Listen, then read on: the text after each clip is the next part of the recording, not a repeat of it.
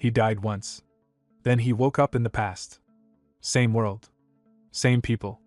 But this time, he remembered everything. Every mistake. Every regret. He trained harder, fought smarter, mastered the sword, and grew stronger with every step. In the forest. In dark caves. In real battles. He earned trust. Claimed power. And rose faster than anyone expected. He swore an oath. Never again. Demons would fall, betrayal would be crushed, and destiny itself would be rewritten. This time, he will change everything. If you're still with me, smash that like button and let's begin. At night, Ryanja remembered waiting decades to meet the man again.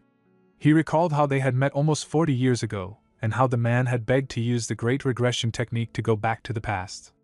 The technique was rare and needed 5 special materials. Ryanja could only provide the money while the man spent decades collecting the rest, even disappearing for years to get the final item. The man admitted he had once cursed the technique. Ryanja noticed the man had grown old and changed after all those years. The man wanted to return to the past for revenge against Wamugi, who had killed countless people, including leaders, servants, children, and animals. Ryanja could not believe anyone could take revenge on such a powerful enemy, but the man insisted he had to kill Wamugi, and revealed that the heavenly demon was his father, and needed to return to the past to confront him. Ryanja asked the man to find his younger self in the past and stop him from getting married. The man laughed but agreed to the request. They went to the place where the technique would be performed. The man said he could endure losing an arm and an eye for the secret demonic soul. Ryanja opened a box that released dark mana, prayed, and created the portal. He felt proud that his family's dream and his own wish were coming true, but suddenly he could not move because his demonic acupoint had been sealed. The man angrily confronted him and grabbed his throat. Ryanja begged for forgiveness and admitted he had lost his reason for a moment. The man forgave him, saying he had been selfish too, and thanked him for waiting all his life. Ryanja cried and apologized again. The man suddenly froze as time stopped and an old man appeared, telling him he had passed all the tests. The old man explained that the true requirement for the Great Regression technique was not the materials but years of effort and sacrifice, and forgiving Ryanja had been the final and hardest test. The man begged to be sent back to the past, saying he wanted to kill those who deserved death and save those who should never have died. He also admitted he wanted to live a meaningful life and regretted that none of his choices had truly been his own. The old man said he looked forward to seeing the life the man would live. Time moved again. Ryanja apologized once more and reminded him to stop his younger self from getting married. The man walked into the portal and disappeared. He opened his eyes in the past as a young boy standing on a stage with a crowd, feeling warmth seeing his father. Gu Pyongo called him to begin the demon skirmish, and the boy realized today was the start of a new demon skirmish. The young master recalled how his father, the heavenly demon, had shocked the cult by announcing that the next leader would not be chosen solely from his bloodline. Instead, anyone strong enough could claim the position. To prove his point, the heavenly demon organized a competition among the next generation. The winner of the new demon skirmish would earn the right to challenge one of his 2 sons, and the victor of that fight would receive a granted wish. Gu Pyongo, mocking him, asked if he intended to give up, which offended the young master deeply, as he felt Gu Pyongo considered him weaker than his older brother. Later, he discovered that Gu Pyongo had bribed the cook to poison his rice with energy-dispersing powder, which weakened him and caused him to lose the match. Reporting this to his father, he met only disappointment.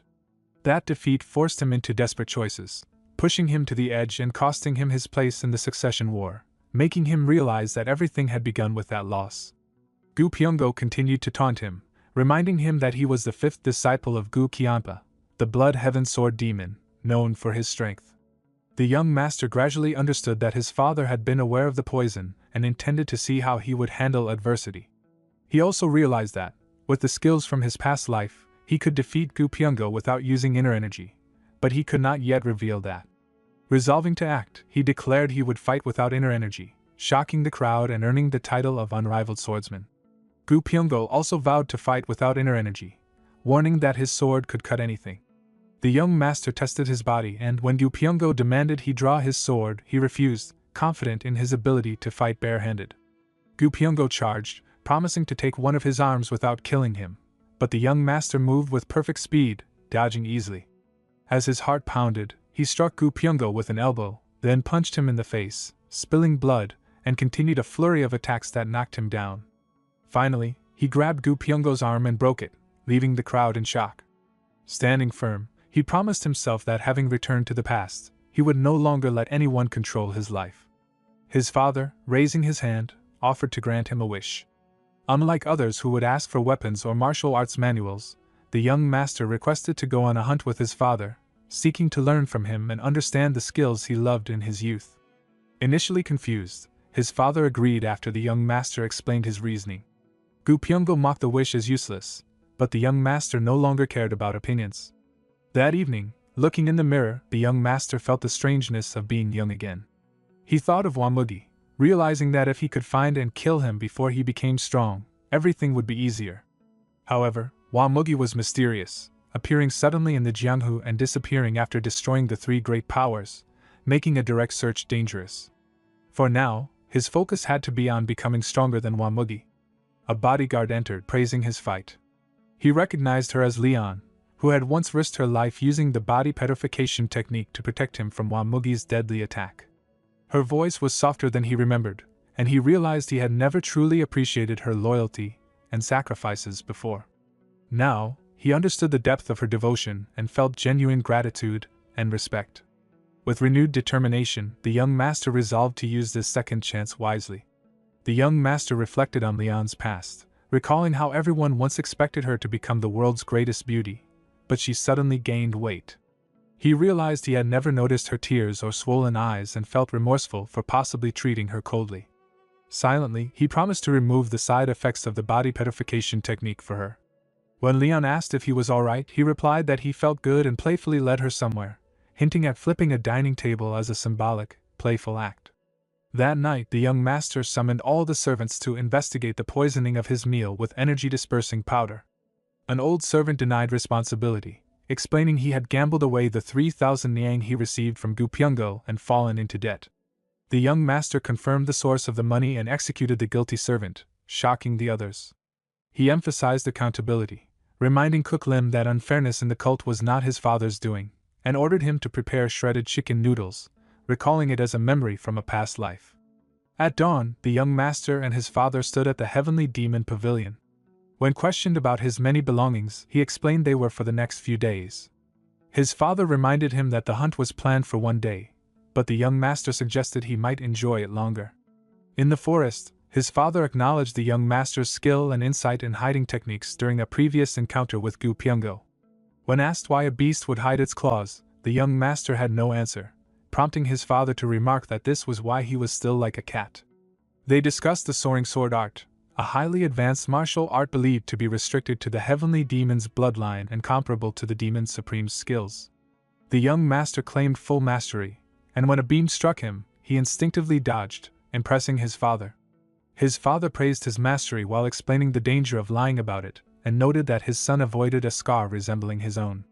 The father acknowledged the young master's achievement, which left him grateful. The young master then asked about his father's hunting skills, learning that his father had been trained by his older brother, revealing he had an uncle. His father admitted to killing his brother at a similar age, explaining it was necessary for the young master to exist. He reflected on the deep wounds even strong people carry and acknowledged he had no other solution at the time. The young master understood that winning the succession war required such terrible choices but decided he could never replicate them, recognizing the sacrifices and gravity behind his father's strength.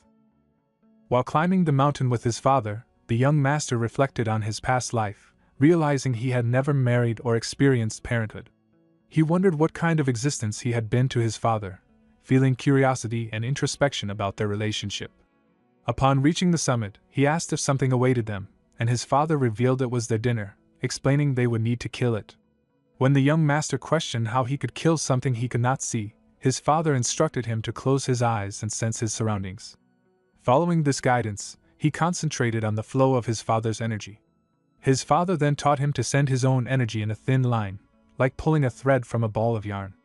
The young master obeyed and initially guessed it was a tree, but upon his father's advice to search more slowly, he detected another presence. Opening his eyes, he discerned a wild boar or bear, noting its stiff fur and long body. His father confirmed it was a wild boar and admitted he too had struggled to identify it from a distance. The young master smiled at his innate talent for quickly learning martial arts, and his father acknowledged it with a smile. Later that night, his father asked when he had learned to prepare hunted animals for cooking. The young master said he had learned from a book, and his father noted his skill was impressive for someone who had never done it before. The young master reflected that his experience hunting wild boars in a previous life had contributed to his proficiency. He explained that he had prepared the meal not only for sustenance but also to earn his father's favor, believing it justified carrying his heavy belongings. When asked if his aim was to impress his father to become successor, he denied it would work, instead explaining 2 reasons for hunting with him: to learn everything from his father and become stronger, a goal he felt he had achieved. His father asked what came after strength. The young master clarified he did not wish to become the heavenly demon himself but only desired to master his father's martial arts fully, including the 9 calamities demonic art, aspiring to surpass even his father, as the heavenly demon had lost to Wamugi. His second reason was personal. He wanted to spend time alone with his father, as it was their first true opportunity. Though his father dismissed such emotions as dangerous and useless, the young master argued that being with the strongest person made every activity, even singing or drinking, extraordinary. As dawn approached, he suggested returning, but his father insisted they first hunt a tiger. Following instructions, the young master closed his eyes, focusing on sensing the wind and infusing his energy into it, learning a method previously unknown to him. His father emphasized that slow energy discharge would be ineffective, highlighting the importance of speed for survival. The young master successfully sensed the tiger and learned that maintaining multiple energy lines increased his survival chances. Later, at the campfire, he presented a bottle of strong liquor, calling it his strongest trump card. His father tasted it and approved, noting that a demonic human should never complain about strong liquor. The young master insisted that inner viciousness mattered more than drinking. When asked if he could kill his father to survive, he refused, reasoning that a child could not kill a parent, though he admitted inwardly he could if circumstances demanded it. His father rebuked his hesitation, associating it with the absence of a truly vicious heart. The young master then resolved to learn to drink strong liquor and took a sip, demonstrating humility, determination, and his desire to grow stronger in all ways. The young master sat cross-legged in his room, reflecting on the days he had spent training since his regression. He had now mastered infusing his energy into the wind freely, and could maintain 3 to 4 lines of energy. He felt grateful to his father for teaching him to discharge energy to sense his surroundings, considering it like gaining an extra life. With further training, he believed he could release over 10 lines at once, capable of breaking any stealth technique used against him. He recalled how even his father had lost to Wamugi despite the Heavenly Demon Pavilion being heavily defended. The pavilion was protected by barrier and trap formations, elite guards, and 8 demon supremes positioned in all directions with their forces, including the One-Sword Supreme in the north and the crazy monks in the northwest. Initially, he had believed the enemy had broken in from the outside, but he later realized the outer defenses had never been breached. He concluded that at least one, possibly more, of the 8 demon supremes had allowed Wamugi inside. The traitor was never found, and after his father's death, the demon supremes did not seek revenge but closed the demonic cult instead. With knowledge from his past life, he now understood their lives and final moments, and resolved to fully utilize all 8 demon supremes this time. Outside, a man called Leon Fatty, and asked if the second young master was still at the training ground. He told her to drag him out because he could not wait any longer. The young master recognized the man as Yangpa, a disciple of the Blood Heaven's Blades man, and noted that Yangpo's boldness stemmed from his father's declaration that anyone in the cult could become successor, making the heavenly demon's son less special and fueling disciples' ambition. The young master asked Yangpo what he wanted. Yang claimed he already knew and stated that Pyongo could no longer practice martial arts because of him. The young master suggested he could go look after Pyongo, but Yang shouted that he was serious and insisted the young master take responsibility for crippling Pyongo and apologize officially. The young master realized Yang wanted an official apology to impress his master, as the best disciple had not yet been chosen. He told Yang that doing so would not guarantee being chosen. Yang insisted he was only there for Pyongo. The young master demanded he apologize for speaking rudely to his subordinate. Leon thought it was fine, but the young master intervened, ordering Yang to kneel and apologize. Yang refused, claiming he would rather die than kneel. The young master accepted his words, unsheathed his sword, and warned that Yang's master would not be pleased if he retreated. Yang questioned why the young master was going so far, and the young master explained he would never allow an insult to his subordinate. Yang laughed, asking if the young master was really trying to kill him over a subordinate, to which the young master affirmed that it was how much she meant to him. They faced each other as Yang unsheathed his sword, intending to take the young master's arm instead of his life. Before anyone could react, Yang rushed forward, but the young master moved faster, piercing Yang's sword through his mouth. He declared that Yang's mouth had caused his death because it had insulted his subordinate, and refused to apologize, as blood sprayed into the air. Yang fell to the ground defeated, and his subordinates rushed forward shouting at the young master, asking if he could handle the consequences of what he had done. Young master warned them that their mouths sounded just like Yang's and told them to carry his exact words or he would find them at dusk. They lifted Yangpa and left in silence. Leon asked why he had done all that for someone like her. Young master told her it was not because of her, he had simply killed someone who deserved it. She worried that the Blood Heaven's Blades man would not let this go. Young master understood her fears since the 8 martial masters held great influence and power, and the Blood Heaven's Blades man was one of the demon supremes. He had already crippled one disciple and killed another. Still, he said the master would not intervene because there was nothing to gain and he would only be criticized for teaching his disciples wrongly. She wondered if his pride might be hurt, but he said he had no such pride. With a small smile he told her not to worry about him.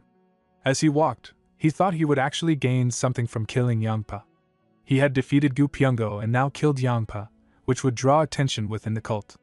If the succession war granted points, this would count as one. Leon thanked him sincerely, and said she was truly happy that he took her side.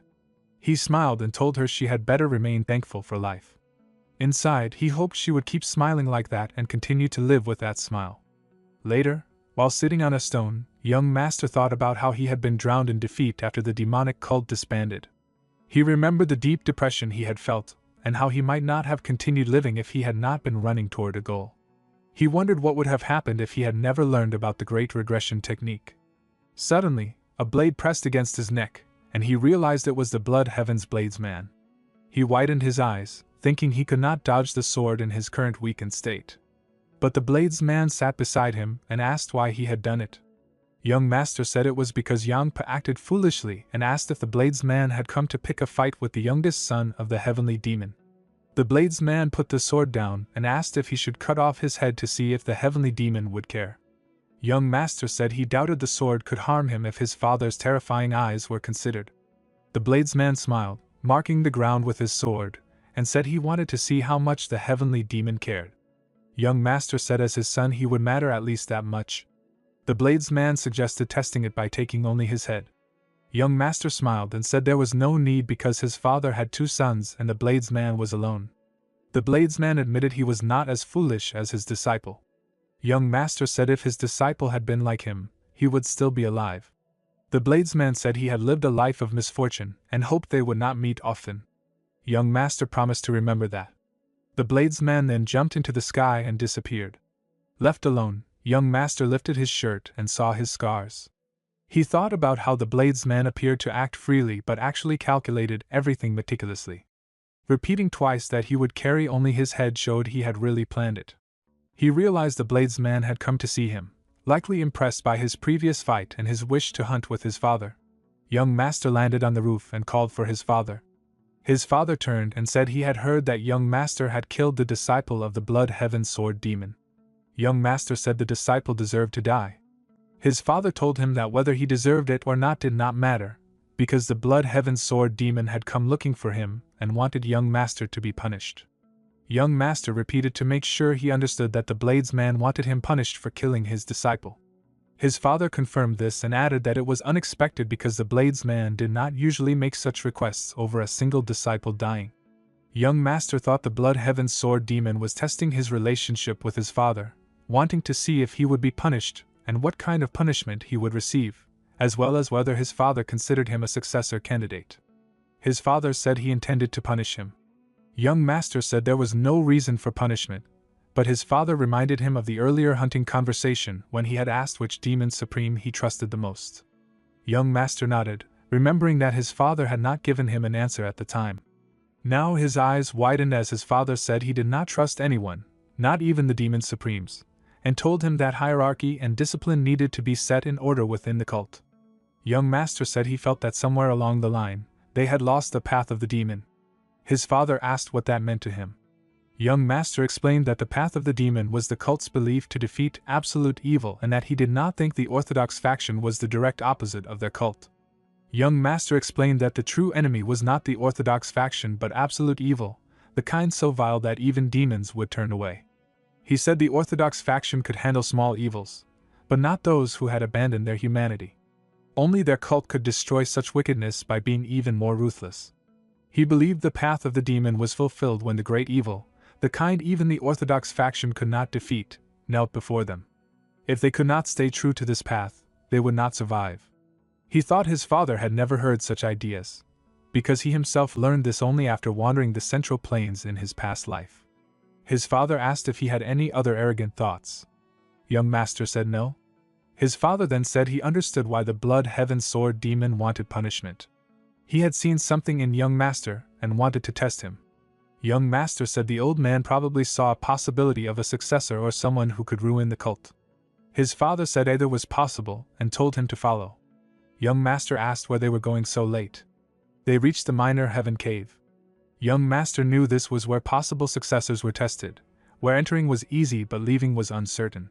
Many who went in never returned, and even those related by blood had a 50% chance of dying. His father confirmed he wanted him to enter. Young Master asked how long it took his father to escape. His father said 2 months, which was the fastest in history, while others took around 3 years. Young Master asked if he was really being sent in without preparation. His father reminded him this was the punishment. Young Master asked if he truly did not care whether his son lived or died, or if he hoped he would survive and grow stronger. He accepted the challenge, and said he would try to come out even earlier than his father. His father simply told him to stay alive. The young master walked through the hallway and wondered how terrible this place must be for so many people to get trapped here. He read the announcement on the wall that told him to defeat all enemies without using sword aura, that failure would give another chance after 10 days, and that those ready should stand in the crimson circle. He thought about the 10 days and the grain balls he would have to eat and decided there was no reason to delay. He stepped forward and many robots appeared around him. He noticed the red marks on their bodies and understood that he had to strike those points. He swung his sword again and felt how tough they were. He refused to let any of them endure. He pushed through the final one and rushed ahead, relieved that he did not lose focus and waste another 10 days. He knew that before his regression he would never have cleared this first trial. He reached the wall where others had carved their struggles and saw notes about 9 tries, 16 tries, 37 tries, fear of dying inside this place, and even someone claiming to be the strongest after 6 tries. The young master studied the carvings on the wall, and realized they were left by those who had trained here before him. His eyes widened when he recognized the handwriting at the end and understood it belonged to his father. He felt surprised that his father had scolded their ancestors so bluntly. He looked around at the many different weapons and understood that this trial required using them wisely. He read the next instructions. He had to use the swords on the wall to split a stone in half within 2 hours. He was allowed to use sword aura or enhanced sword aura, and another chance would come after 20 days. As he stepped forward, he thought 2 hours felt too long for cutting a single stone. With enhanced sword aura he could cut hundreds of stones. There had to be a deeper reason. He struck the stone and the sword snapped. He realized simple slashing would not work. He considered using enhanced sword aura to finish quickly, but the idea felt too easy. He wondered how others had managed it. Then he found his father's message that said absolute nonsense, and warned that heat meant failure. He questioned why his father had written that instead of mocking the others like before. He read the instructions again and noticed that they said he may use sword aura. That meant the real success required avoiding it. His father's warning made sense because enhanced sword aura produced heat. He attacked the stone again and again but could not scratch it. His time was almost gone. He wondered if he should use enhanced sword aura anyway, but he remembered his father had split the stone without it. Aura rose around him and he suddenly sensed a faint line around the sphere that he could not see with his eyes alone. The line formed a perfect circle. He struck that point and the stone split cleanly into 2. He shouted with relief and saw a demonic essence pill hidden inside. The young master consumed the demonic pill and sat on the ground in a cross-legged position as his aura flared around him. When he stood up, he felt a strong power filling his body, a power he had never felt before. He realized that the thing he had always lacked was energy, and now he finally had it. The next instructions told him to differentiate life and death, to try again in 5 days if he failed, and to stand within the Crimson Circle if he was ready. He understood that this trial was about identifying herbs and poisonous plants. He had already searched everywhere for the ingredients Ranja once requested, so he knew how to tell herbs apart, and even understood their effects. For him it was simple. He noticed that the only safe herb was placed to prevent lucky guesses and force the unprepared to face a second test. Those who knew nothing about herbs had to consume them and learn through pain. When he saw no more instructions, he understood that his father was warning him not to rely on luck and to remember everything from the beginning. The last trial was to survive the illusory life and death trap formation. If he died inside, he would truly die. His father had left hints again, and the young master felt they were guidance for how he should live from now on. His eyes widened as he stepped into the illusion. The desert around him felt real, so real that he murmured in disbelief at the power of the formation. Monsters appeared in every direction holding weapons. Even though they were illusions, he could feel their presence and their killing intent. He accepted it as a perfect chance to test himself. He drew his sword and met the first monster head-on, driving his blade through its face. Since he was not fighting humans, he did not need to hold back. He moved freely, strengthened by the demonic essence pill that allowed him to control his energy without effort. More monsters closed in from every side, and he cut through them with powerful swings, tearing them apart as blood scattered through the air. When the battlefield fell silent, he wondered if it was over, but a smile formed when he sensed more enemies approaching. The energy coming from them was stronger than before, and he welcomed the next challenge with growing excitement. The young master kept fighting stronger monsters and felt their power rising. For the first time since his regression, he faced a battle where his life was truly in danger. His past life insights mixed naturally with his current body, and he moved with sharp focus. He blocked every strike and demanded stronger enemies as he pushed himself further. When he cut down the last monster, he wondered if the trial had ended. The system told him he had passed and hoped his strength would help the heavenly demon divine cult. He smiled because he finished all trials in 1 day while his father once needed a month. He chose to hide his achievement and train quietly. He wanted to digest everything he learned. After 100 days, he met his father again. His father said he had taken exactly 100 days. The young master answered that he tried his best but failed to beat his father's old record. He also said the stone ball hint was easy and that he had not rested during the final illusion. His father showed a quiet smile, and the young master felt a small pride. He reminded himself that he was the son of the great heavenly demon. In his past life, he once believed his father enjoyed pushing his children into deadly fights. But now he understood that his father had only acted to protect the cult. Sima Myung arrived and praised him for completing the minor heaven cave. He said there was a matter to discuss, and the young master knew it came from his father. Sima spoke about an anonymous letter accusing the demonic army of corruption. A similar letter had arrived last year, and the officer handling the case had been killed. His murderer had taken his own life. Sima asked the young master to become the new special investigation officer. The young master understood the danger. Anyone caught would be executed and would try to silence him. Even being the heavenly demon's son would not protect him. Sima confirmed that he would be risking his life. The young master accepted because he knew this was another test. He asked his father for a drink before leaving and thought his father cared more than he showed. Later on a bright day, Seo Daryong from the Nirvana Pavilion introduced himself as the officer assigned to him. The young master questioned why he was there and joked about asking for the most beautiful woman. Daryong joked back and the young master told him to focus. When asked if they were leaving now, he nodded and asked about the army commander. Daryong explained that Gu Qianyang had led the army for 8 years and turned it into an elite force. The young master pointed out their skill and asked why he lacked enthusiasm for the investigation. Daryong said he would do his job but doubted the cult would change. The young master asked if he was afraid since the previous officer had died. Daryong said he felt no fear. When pressed, he revealed the dead officer had been his teacher. The scene moved to the demonic dragon court where a guard asked Daryong about his identity. Daryong introduced himself as a special investigator from the Nirvana Pavilion and demanded to pass, but the guard refused and mocked his appearance. Daryong showed an order document, yet the guard insisted that only higher-ups could approve entry. Daerong pushed back and questioned whether the guard would really block an investigator with an official order. The guard dismissed his authority, and claimed that titles meant nothing in this place. The young master stepped forward and asked if the guards knew who he was. When they confirmed, he struck them and scolded them for their rude behavior before ordering them to lead the way. Daerong followed and shouted inside the court, accusing everyone of blocking an official investigation and demanding they reveal their identities. An old man stepped forward and introduced himself as Go Dang, the captain of the First Corps.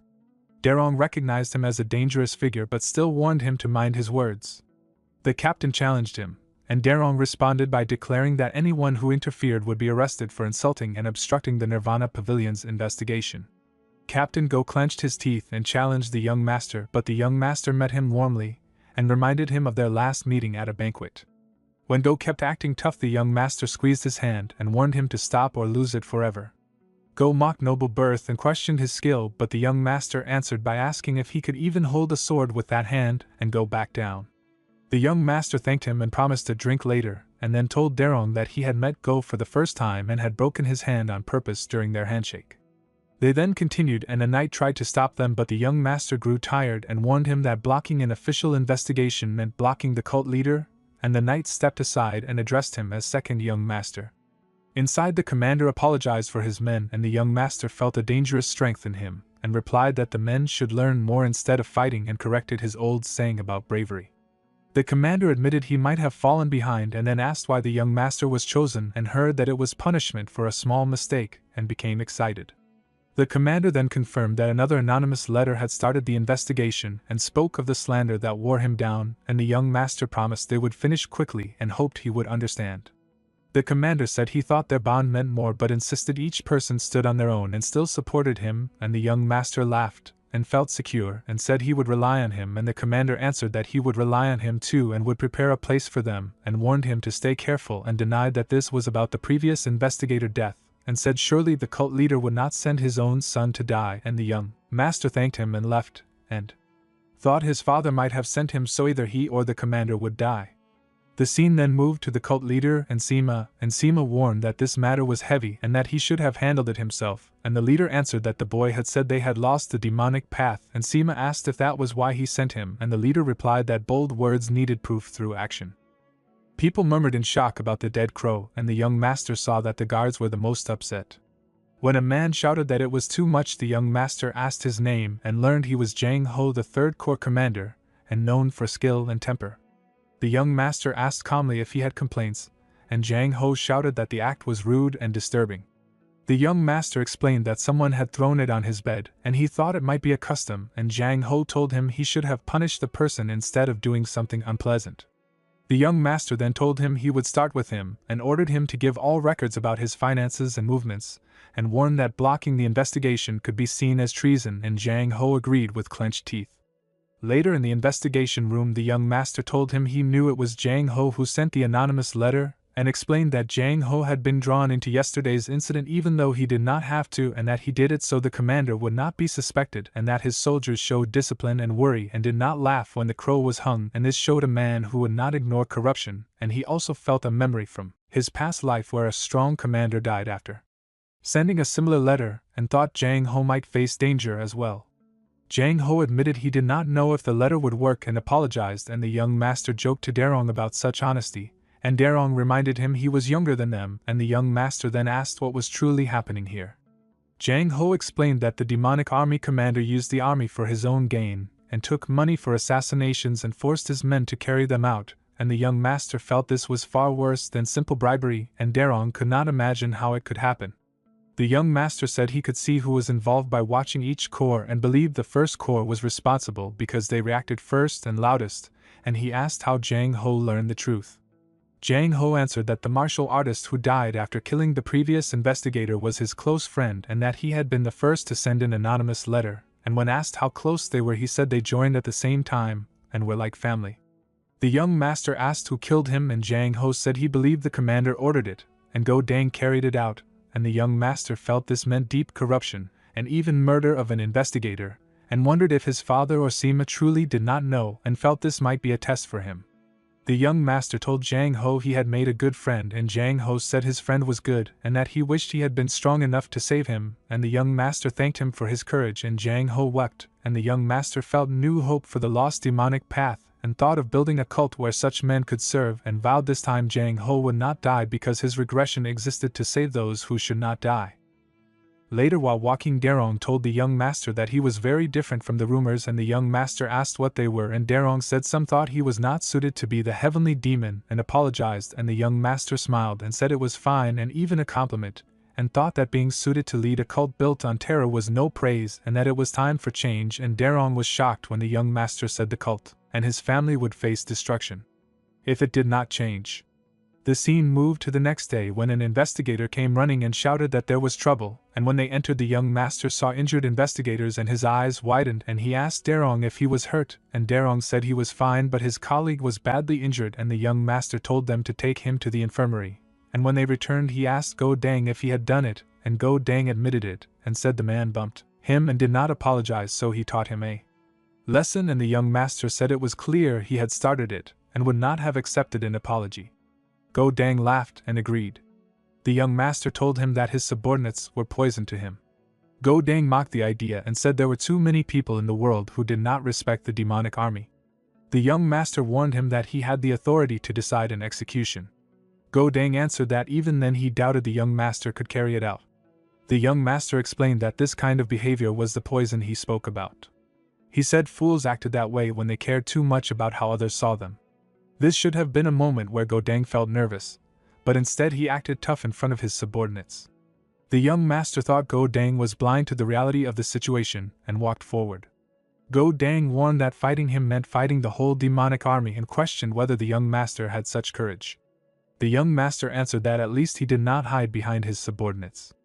Go Dang showed his injured hand and claimed it was because of a coward, telling the young master to consider himself lucky. The young master offered to fight without using his right hand and asked if Go Dang wanted a duel between the two of them. Go Dang mocked him and accused him of planning to report to the cult leader after getting injured. The young master swore that he would not hold him responsible even if he died. Go Dang then unsheathed his sword and accepted. Daerong warned that Go Dang was ambidextrous and could fight with his left hand as well as his right. The young master understood why Go Dang was so confident. Go Dang attacked, but the young master dodged, causing dust to rise as the ground cracked. The young master countered and cut Go Dang's arm. Go Dang screamed in pain and the young master followed with a punch that sent him to the ground. The subordinates shouted in shock. The young master declared that the crimes of those who had just died were treason. Go Dang begged for mercy in a weak voice. The young master asked if he ever thought about the families of the people he killed at the bar and reminded him that they lost fathers and husbands and would never live normally again. Go Dang admitted his fault. The young master told him to be silent and crushed him under his foot. The subordinates were shaken as the young master demanded who he thought he was to kill members of their own cult. At the event, music played and people danced while the young master sat with Qian Yang and drank. Qian Yang said he heard the young master had trouble on the ground, and the young master admitted calmly that it was not intentional. Qian Yang said the first corps commander had been sent because there was no other choice, and the young master judged him silently, feeling that many things about him were strange. Qian Yang reminded him that the man had once served him and accused the young master of turning him into a criminal instead of avenging him. He warned that killing a demonic army commander could cause danger and suggested ending the matter since the deaths already were enough. The young master thanked him but said the lack of evidence was a problem because he came for an official investigation and had nothing to report. Qian Yang suggested making up evidence, but the young master refused because the crime could not be covered easily and the investigation could only end with real proof. Later, Daerong arrived and asked why the young master was there, and the young master said it was natural to check on the injured man. Daerong said the demonic physician was treating him and thanked the young master for arranging the visit. The young master said it went without saying because even as a temporary investigator he still saw them as colleagues. An old physician then arrived and the young master asked about the injured man. The physician said his life was safe but he needed time to recover, and the young master told him to use the best medicine, which he promised to do. The investigators looked emotional, and one thanked the young master with joy. Later, Daerong asked what the demonic army commander had said, and the young master explained that he wanted the investigation to end and for them to blame the first corps commander.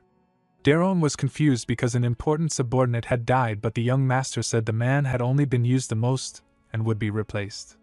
He said he had thrown bait to see Qin Yang's reaction and would explain later. When Derong asked what he should do, the young master told him to drink with him, which made Derong smile and offer to pay. The next day Derong reported that the demonic army had given them books of assassination request logs and banknote papers found in the First Corps commander's house.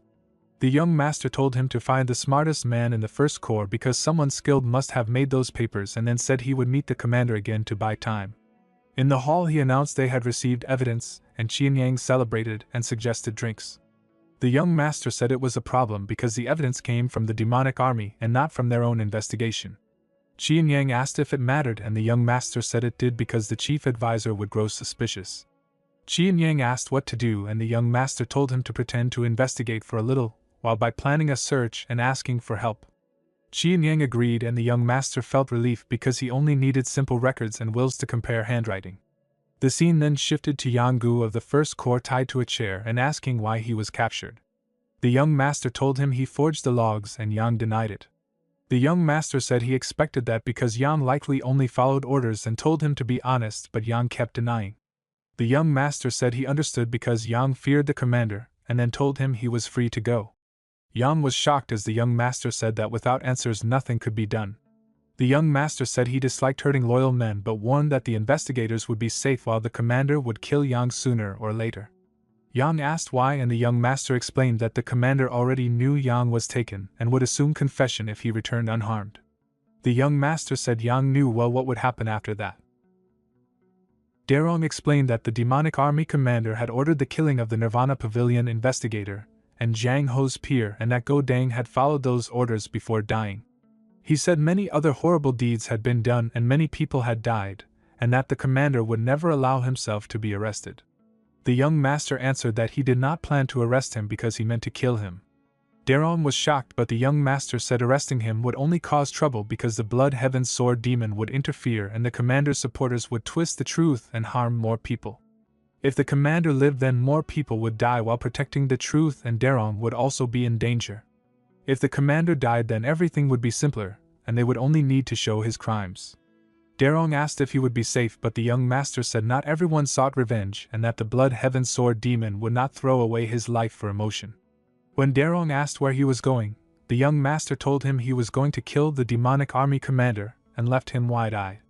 Later the young master told Qin Yang that the investigation was completed thanks to his help. Qin Yang said he was glad even though he felt sad to part ways. The young master said that if he became successor someday he would repay him, and Qin Yang said he would remember the young master's kindness. The young master invited him to drink and Qin Yang agreed. The young master then asked why Qin Yang continued to use the demonic army for money when he already had enough to live forever.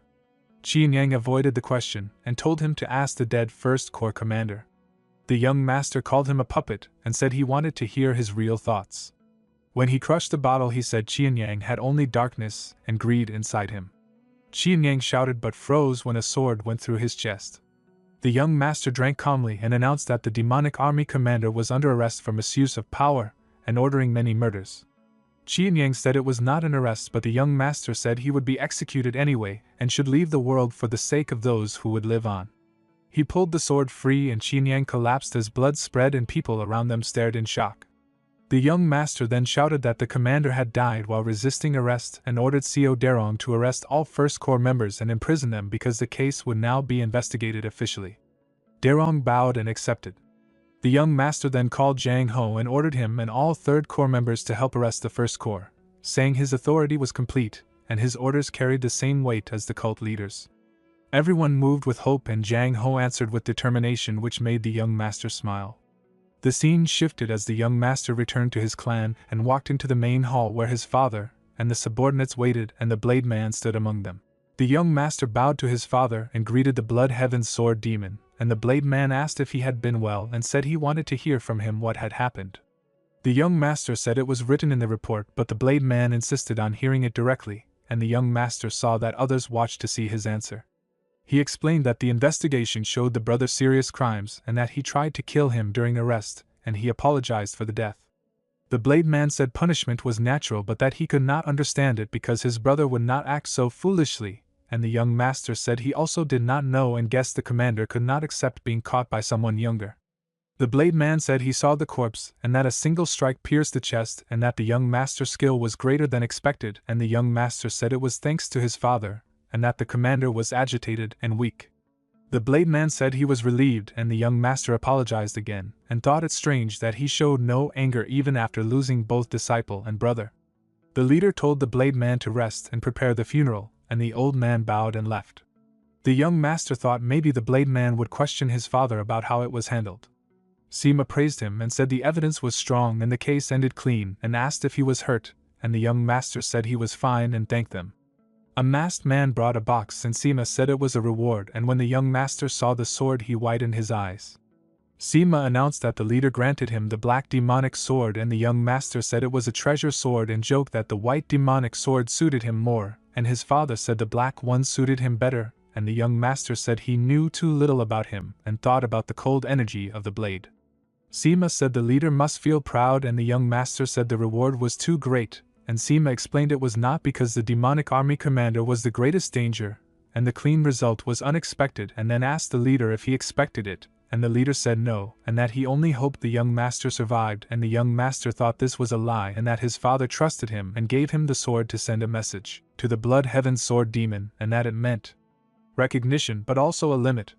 The young master bowed and thanked him for the sword and its meaning, and the leader told him he could leave. Outside he walked quietly, and the blade man came and spoke calmly about the warm sunlight, and the young master expected he would not leave and sat beside him and spoke about the heat. The blade man suddenly roared as if accusing him of killing his brother, but then smiled and asked if that was what he should say, and the young master snapped and warned that if he caused chaos for his corrupt brother he would crush him, and then added with a smile that this would have been his answer if the old man had spoken it, and the blade man laughed and said he should have gone easy on his brother. The young master explained he tried to resolve it peacefully, but the commander went too far and asked why the blade man ignored corruption, and the old man admitted his brother never listened, and that after hearing of his death he felt strange relief because the man no longer blocked his path. The young master was surprised and said he understood because he would feel the same if his own older brother died, and the blade man's eyes widened in shock. The young master wondered what people truly saw when they looked at him, and the blade man said the year would grow hot and walked away. The young master answered that he was not weak to heat and thought that he still could not understand what the Blood Heaven Sword Demon intended. Even if the man felt relief, he was still the brother of someone he had killed, and maybe he would seek revenge, or maybe let it drift away like clouds. Either way, the young master felt no regret. Later in his room he examined his sword and thought that the first moments with the new blade mattered because a sword shared a deep bond with its warrior, and a supreme weapon shared even more. If the communion failed, the sword could not show its full power. He greeted the sword as its new master and infused his energy into it with a pleased smile, and while practicing thought they would survive together with this technique for now, and that he would show it even greater arts in the future. The next morning he stepped outside and saw a crowd and noticed the sword demons and the Blood Heaven Sword Demon, and knew they were hostile. Their demonic energy pressed on him, and could hurt him if he erred, and they meant to intimidate him. He remembered the meridian strengthening technique and used it, and felt it rise as many martial artists added their energy, and he demanded even more and felt it surge to the final stage. He opened his eyes, looked at the crowd, and walked forward with a small smile, and felt they had acknowledged his strength. Later he stared at the crown chair, and the leader asked if he wanted to see it, and the young master said he did not want to be trapped by it, and the leader teased him and told him to sit. He sat and admitted he felt no excitement, and the leader said he felt the same. The young master wondered what his father felt when he killed so many for that seat if he felt nothing, and the leader explained that the sword demons came on their own and that the young master already knew. The young master confessed that he stayed calm because he refused to be crushed, and that once he walked away his body trembled. The leader asked if they were that frightening, and the young master said no, but that he feared his judgment might have been wrong, and that one mistake could have killed him, and that even surviving might have ruined his chance to be successor, and that such fear came from knowing some moments depended on one choice, and strangely when he thought of that he missed his father, and did not know why. His eyes widened when the leader said they always looked forward and moved ahead, and he thought his father tried to comfort him and smiled and said he thought of something else. He joked about replacing the demon statues with statues of beautiful women and laughed, and then stood and said he was speaking nonsense, and it was time to leave, and told his father to sit and walked down the stairs, and before leaving asked if he was allowed to kill the Blood Heaven Sword Demon. The leader warned that even if the young master could kill the demonic army commander, he still could not face the Blood Heaven's sword demon. The young master asked why the leader had created conflict between them and said he should take responsibility. The leader answered that he would, and said he would make him leader of the Nirvana Pavilion. The young master thought that position was like the inspector bureau of their cult, and wondered why his father would give it to him. The leader asked what was wrong and reminded him that he wanted discipline and order.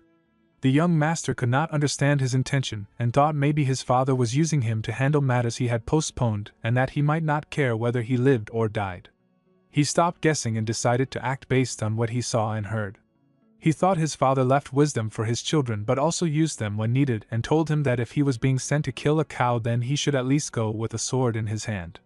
The leader asked if he wanted more, and the young master requested permission to enter the Heavenly Demon Archives. He knew it held rare and powerful manuals and that few could enter. The leader warned that he should not expect supreme martial arts because even the titles could overwhelm him, and the young master agreed but still wished to try his luck. The leader said he did not know his intentions but allowed him to enter for 7 days, and the young master bowed and thanked him. The scene shifted to the archives and the young master reflected on his past, and how he once returned to the closed Heavenly Demon Divine cult to get the secret demonic soul and had been thought dead and unrecognizable. It had taken him long to rise to meet the new leader, and there he heard of the 4 strides of the Wind God, which was known as the greatest mobility art, and had only 4 moves. It had been lost until Ju Bekto rediscovered it and became leader. The young master realized that if it was stored in the archives then people thought it lost because it was not on the shelves and that it had been used to support a shelf. He searched and finally found the manual and felt great excitement. He thought that with 4 steps a warrior could walk across the world and remembered the 4 moves. The shadow step helped avoid being seen and could fool many people with skill. The flicker step helped escape even impossible attacks. The death step let a warrior break through any guard, and the swift step was faster than the word fast could describe. He kept practicing. The scene shifted to 7 days later at the pavilion, and the young master announced his return. The leader asked what he learned, and the young master answered that he learned the 4 strides of the Wind God. The leader dismissed it, and asked if he claimed to have learned the lost shadow step, and the young master said he did not dare lie about that. The leader demanded he show his skill, and the young master asked what he would get in return, and the leader said he would spare his life. The young master smiled, closed his eyes, and his aura flared as he showed the shadow step, and the leader looked genuinely surprised. The leader demanded to know where the young master had learned the 4 strides of the Wind God, and the young master answered that he learned it in the Heavenly Demon Archives. The leader accused him of lying and said it was not there, but the young master stayed firm and said it might have been hidden on another shelf because the leader read so many manuals that he could have missed it. He explained that he found it by chance while looking for other arts. When the leader asked where it had been kept, the young master answered that it was used as support under a crooked shelf, and that he discovered it while fixing it. The leader guessed that an important part had been removed and asked how he knew, and the young master said he did not know. The leader admitted it was because he himself would have done the same, and then told him to explain the steps. The young master thought he had expected this moment, and that his goal was not to take his father's position but to kill Wamugi, and save his father and all in the pavilion, and to give his father time to travel and enjoy life. Teaching him the art was no problem, but he refused and said nothing in the world was free. The leader reminded him that he once taught him for free, and the young master answered that it had been paid with liquor. The leader scolded him for holding back and called him bold, and the young master smiled and said he waited until he reached this level. The leader asked if he wanted anything else, and the young master requested the Heavenly Demon Defense Art, and thought it would protect his body and give him another life. The leader shouted that it was impossible because only the Heavenly Demon or successor could learn it, and the young master answered that it could be taught in secret and bowed and said he would leave and asked his father to think about it. The leader replied that the 4 strides must be taught first, and the young master felt his father truly meant to teach him and agreed and asked if he could teach it now. The leader mocked him for not being suspicious and warned he might not teach later, and the young master answered that his father would never embarrass himself in front of his own son. The leader told him to show the steps, and the young master bowed and explained them carefully. The leader practiced and opened his eyes, already moving in many places, and the young master saw that his father's style was different from his own and thought it came from his unique interpretation. The leader praised it as a very good art, and the young master thought his regression brought great change, and wondered if Wamugi could still defeat his father after learning it. The leader then said he would teach the Heavenly Demon Defense Art, and would only say it once, and the young master answered gladly. Outside, Leon shouted angrily, wanting to defend him, but the young master stopped her and told her his father had been the one who hit him, and he felt happy that he learned the art, and even happier that they shared a secret. The leader flicked his head and warned him not to get cheeky. The young master then asked Leon why she was not attacking, and she answered that she protected, not attacked, and he thought she had never joked like that before. He told her he could not fix the side effects yet but promised to remove them soon, and asked her to wait a little longer. The young master told Leon that he had warned the cult leader that the cult must change, and that people should no longer hurt themselves for others. He said people like her should not have to do things they did not want to do. Her eyes widened and the young master shouted for her to listen. She bowed and answered yes. He then told her that she was fired as his guard warrior, and she was shocked. He explained that she was chosen to lead a new unit called the Phantom Shadow Corps. She said such a group did not exist. He told her he would create it, and it would answer to him alone. She realized he was giving her command of a unit that did not yet exist. He asked once more if she would accept for his sake, and she answered proudly that she accepted. The scene shifted to the city, and the young master thought that building a unit that served him directly would be hard because it required great capital. A man shouted that his name was Yang Dang, and that he led the mission.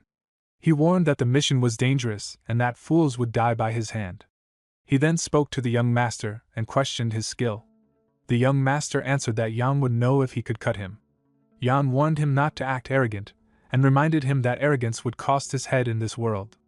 The young master promised to follow orders and said he was satisfied as long as he was paid. Yang warned that he would watch him closely.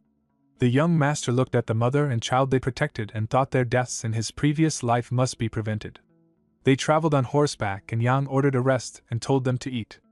At night, Yang gave them beef jerky, and the young master remembered that the mother and child had been ambushed before and never found. Suddenly men coughed blood, and the young master realized it was poison, and wondered why he felt nothing. He understood Yang must have poisoned the food and said he had not eaten any. Yang drew his sword and mocked him. The young master could not believe a leader would poison his own men and said it was a pathetic life to kill comrades for money. Yang smirked and said he would use the money for drink and women. The young master could not accept that so many deaths were for such things. Yang told him to mind his own life. A group arrived and warned that it was over. The young master felt they were strong. Yang shouted at the woman to come out, or he would burn the carriage. She stepped out with her child. A man accused the young master of failing to find him. The woman begged warrior Quan to spare her child. Quan agreed out of old relation and then mocked her and told her she should beg instead of acting proud. The child looked at him with tears. The woman offered 10 times the money and Quan refused and said her father was already caught. She gasped. Quan then asked who the young master was, and the young master answered that he was only paid to escort them. Quan questioned Yang and asked if the young master was his subordinate. Yang said he was just a vagrant and that he would deal with him now. Quan ordered Yang to get rid of him. The young master warned that they were street thugs who would betray their own master and would not get their reward because they would kill their employer to hide their crime. He spoke calmly even with the child present. Quan grew angry and called him crazy and ordered him killed first. The young master pointed out that first meant Yang would be next. Before Yang could act, Quan stabbed him and Yang fell. Quan cursed his own man for being careless and said he should not have trusted a vagrant. The young master thought this was the fate of those who betrayed others for money. Quan shouted in anger and demanded that they stop listening to the young master's words. The young master told the woman to cover the eyes and ears of the child, and she obeyed. When a man rushed toward him, the young master used the death step of the 4 strides of the wind god and appeared in front of them instantly. Quan was shocked and demanded to know who he was. The young master answered calmly and asked the same of him. The woman then revealed that Quan Wan was one of the vassals who protected her household, and that she was Jiam Seiyan, daughter of the Golden Manor Master. The young master thought that this was why he had hidden his identity and joined as a vagrant warrior. Her father was Jiama Su, one of the richest and most powerful merchants in the Central Plains and master of the Golden Manor. There had been a tragedy where his trusted vassal betrayed him and both he and his daughter died. Quan rushed forward, but the young master struck first and cut his neck. Her eyes widened in shock. The young master explained that these scum always attacked when one looked away. Jiam Seiyan begged him to help them and asked to hire him. The young master said that now the situation was different and his price was much higher. She assured him that they would pay whatever it took and begged him to save her father. The young master told her to follow him. The scene shifted to the men who had been hunting them. One laughed and claimed their 10-year plan had succeeded and then asked where Quan Wan was.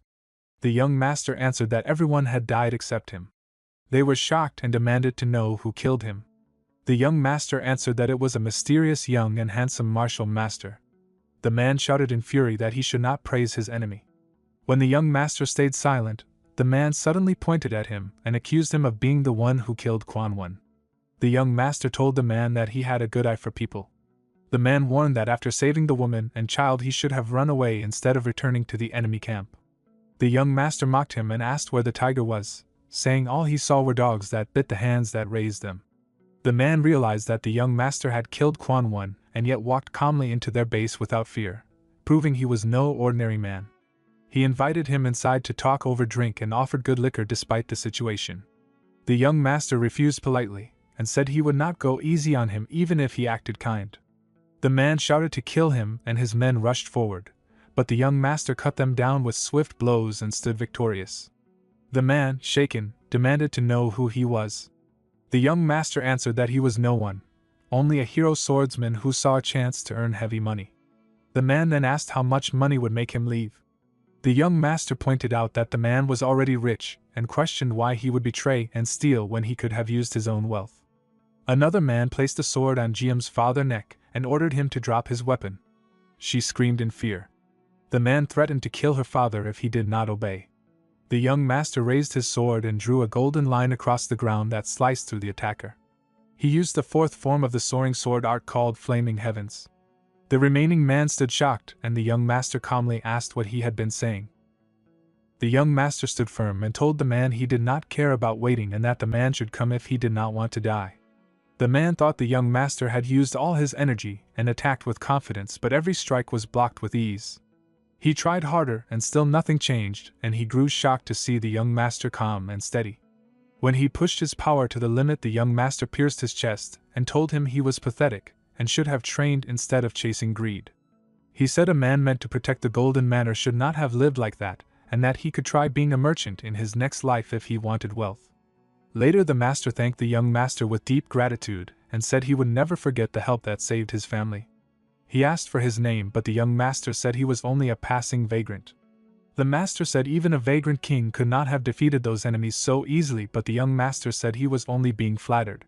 Jiam reminded her master about the reward, and the master approved and told the young master that if he needed money he had come to the right place. The young master thought this was the reason he had disguised himself. The master said they wished they could give him everything, but that was not realistic, and the young master said he would not ask for something so excessive. The master said it would be good to choose an amount, but it was better for the young master to take only what he could carry on his own, and that he could not use carts or helpers but could rely on his inner energy. The young master said he would be able to carry a lot, and the master said he deserved it for saving their lives. The young master thanked him as the master opened the door and let him inside. While he entered, Jiam worried that someone with such skill might take more than expected and wondered if that was all right. The master said nothing inside was more precious than their lives and that he only cared about her and his granddaughter being safe. Jiam became flustered, and the master said the young man was no ordinary person. Jiam agreed and said he was clearly hiding great skill behind his young look. The master said it was not only his martial arts, but also the strange air around him, and that he had never met someone so young and unusual. He said money could always be earned again, but meeting someone like this might never happen, and it was fine if the young master took a lot because it would strengthen their bond. Later the young master returned to his clan and thought about what he had gained. He sold the gold and treasures in many cities because no single shop could buy everything, and he earned 38 million yang, enough to build the foundation of his squad. He thought of his father who handled life and death decisions and wondered if his father was truly satisfied or also wished to give up the position of heavenly demon. His father then asked if he had gone outside, and the young master said he had gone to earn money. His father asked why he needed it, and the young master said he could not rely on his father forever and would need a large amount for his plans. When asked how he would use it, he said he wanted to form his own private group because each demon supreme had subordinates, and he needed his own people. His father refused and said it was impossible because his brother would also demand the same, and it would divide the family and the cult, and forbade the idea. The young master expected this and handed him a scroll. His father asked why he was giving him money, and the young master said it was his allowance for him. His father said he was already rich, but the young master said he knew he was the richest in the world. He said this was his first allowance as a son to thank him for giving him life and raising him, and that he simply wanted to do it once. He told his father to rest well and walked away, and his father watched him leave with a smile. The scene moved to the Nirvana Pavilion, where Daerong told the young master it was time, and that everyone was waiting. The young master greeted him and said he never expected they would meet again like this, and Daerong admitted he was truly surprised. They walked out together, and the investigators greeted the young master loudly and warmly, and he wondered if Daerong had forced them, but Daerong denied it. Daerong explained that the good atmosphere came from what the young master had shown them, and the young master understood it was because he had avenged them after Go Dang killed one investigator and injured another.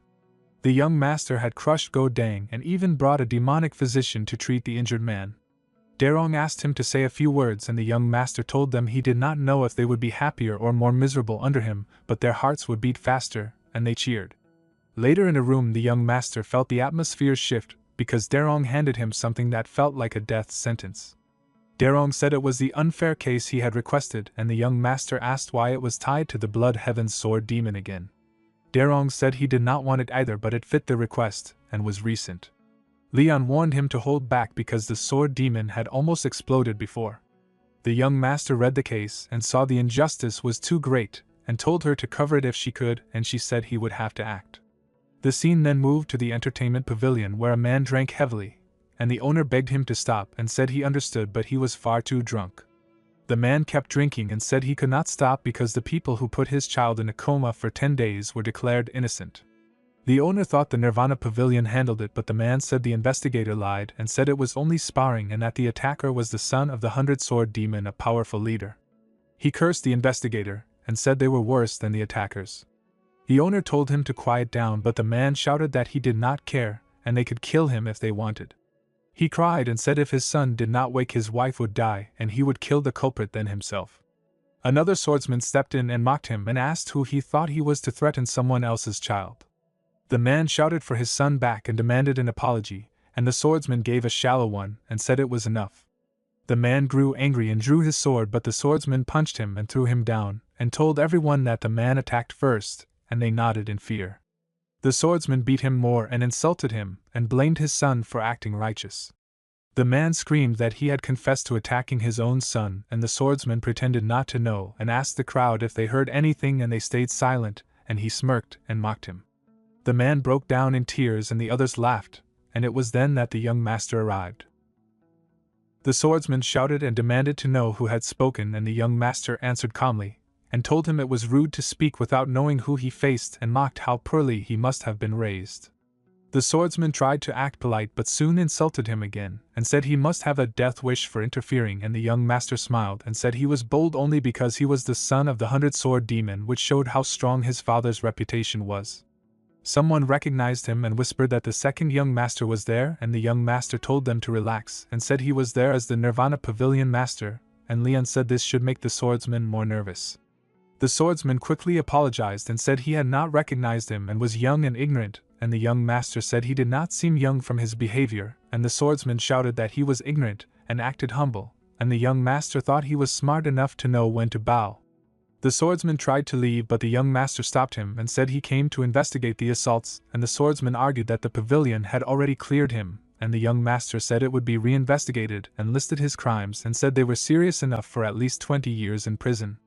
The swordsman shouted that it was unreasonable, and claimed it was only sparring, but the young master reminded him he had confessed, and that he had heard it, and the swordsman warned that his father would not allow this, and the young master said his father would be too busy and that he would arrest him as well for working with a corrupt investigator, and the swordsman panicked, and shouted that his father would take revenge, and the young master punched him, and he fell. The young master said threatening the pavilion master added 10 more years, making it 30, and the swordsman cried and begged for forgiveness, and the young master asked for even one reason to forgive him, and said he had never helped anyone, and could not even make up a story, and the swordsman promised to be nice, and the young master slapped him and told him to live that way after his sentence. The young master then looked at the other men, and one begged to be spared and said they only followed orders, and the young master said if they did not confess they would become the scapegoats, and they immediately agreed and spoke, and the young master told the investigator to take them all away. The young master then told the crowd to report any unfairness and promised that no outside power would affect their decisions and warned that anyone who used their fathers to threaten others would face his own father as well, and the owner laughed in relief.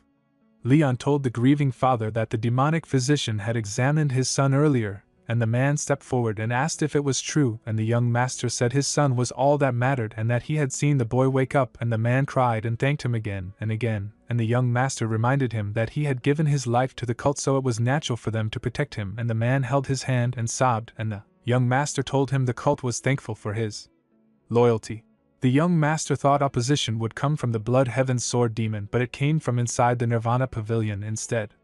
Senior investigator Gok Myung approached and apologized for not visiting, and the young master asked why they had all come, and the investigator said they feared reopening a closed case would crush their morale and authority, and the young master asked if everyone agreed, and they shouted that they did, but he said he did not agree and that the Yang-ho incident had truly harmed their authority. When Gok Myung asked what he meant, the young master reminded him that Yang-ho had confessed in front of everyone, and the investigator admitted he knew, and the young master asked why he still argued, and Gok Myung said principles mattered even if it made him seem old-fashioned. The young master told them to choose a side, and Daerong stepped forward and said a new investigation was needed, and another investigator, Ik-ho, also stepped forward and thanked the young master, and said he had recovered. The young master then called DONGHUA and reminded him he had handled the case, and Zhang insisted he had done his best, and the young master calmly asked if he had taken bribes, and Gok Myung shouted, but the young master silenced him and asked again, and Zhang swore he had not, and the young master said he had already investigated and confirmed it.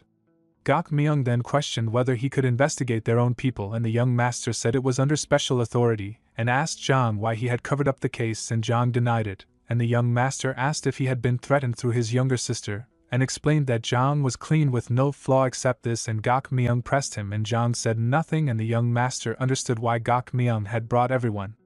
The young master told Zhang not to worry about his sister, and said he had already sent warriors to guard her, and Zhang asked if he meant it, and when the young master nodded, tears filled his eyes, and he knelt and admitted his crime, and the young master reminded him he should have known better even under threat, and Zhang accepted any punishment. The young master told him to rise and said he would not have forgiven this after becoming master, but would make an exception now, and warned him to rebuild his incorruptible character, and Zhang thanked him. The young master then told all the investigators that he now saw their families as his own and promised to crush anyone who harmed them, and said the pavilion would no longer bow to outside power, and in return he would protect them as long as they reported threats, and asked them to trust him, and even promised to beg his father if needed, and told them to report any outside influence, and he would let them work proudly without fear. The young master said he wanted true safety for his family and the Nirvana Pavilion so justice could work again. He believed anyone who committed a crime should face punishment, even people from the Heavenly Demon Pavilion.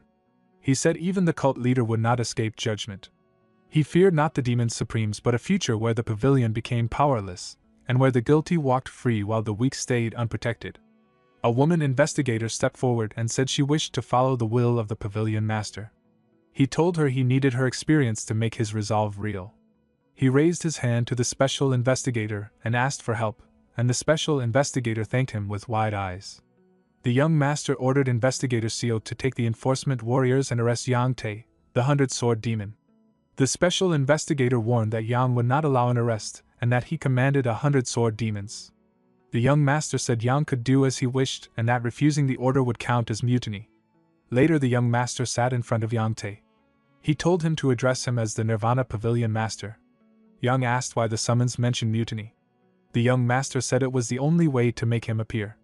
Yang apologized and said he had his pride before his men. The young master said the case started from children playing. Yang smiled and tried to bribe him by saying the pavilion would need outside support and funds. He said the young master would need their help to become the official successor since everyone supported the first young master. The young master politely said he would appreciate help. Yang praised him and tried to leave, thinking the matter was finished. The young master asked where he was going and said he could only help after coming out of jail. Yang said he was joking, but the young master stayed firm. He reminded him that threatening an investigator's family was a serious crime. Yang denied it, but the young master said he had testimony, and that the rules gave more weight to a Nirvana Pavilion warrior. He told Yang that if he confessed he would get 10 years and if he refused he would get 20 years. Yang asked if he had gone insane. The young master said if acting crazy was needed then he would do it. Yang asked why he was doing this. The young master said Yang's son had beaten his friend for years and almost killed him, and Yang had tried to hide it. Yang shouted that a storage guard could not be compared to them and said they should be treated as superiors. He said the pavilion had always ignored matters like this. The young master said things would not continue that way.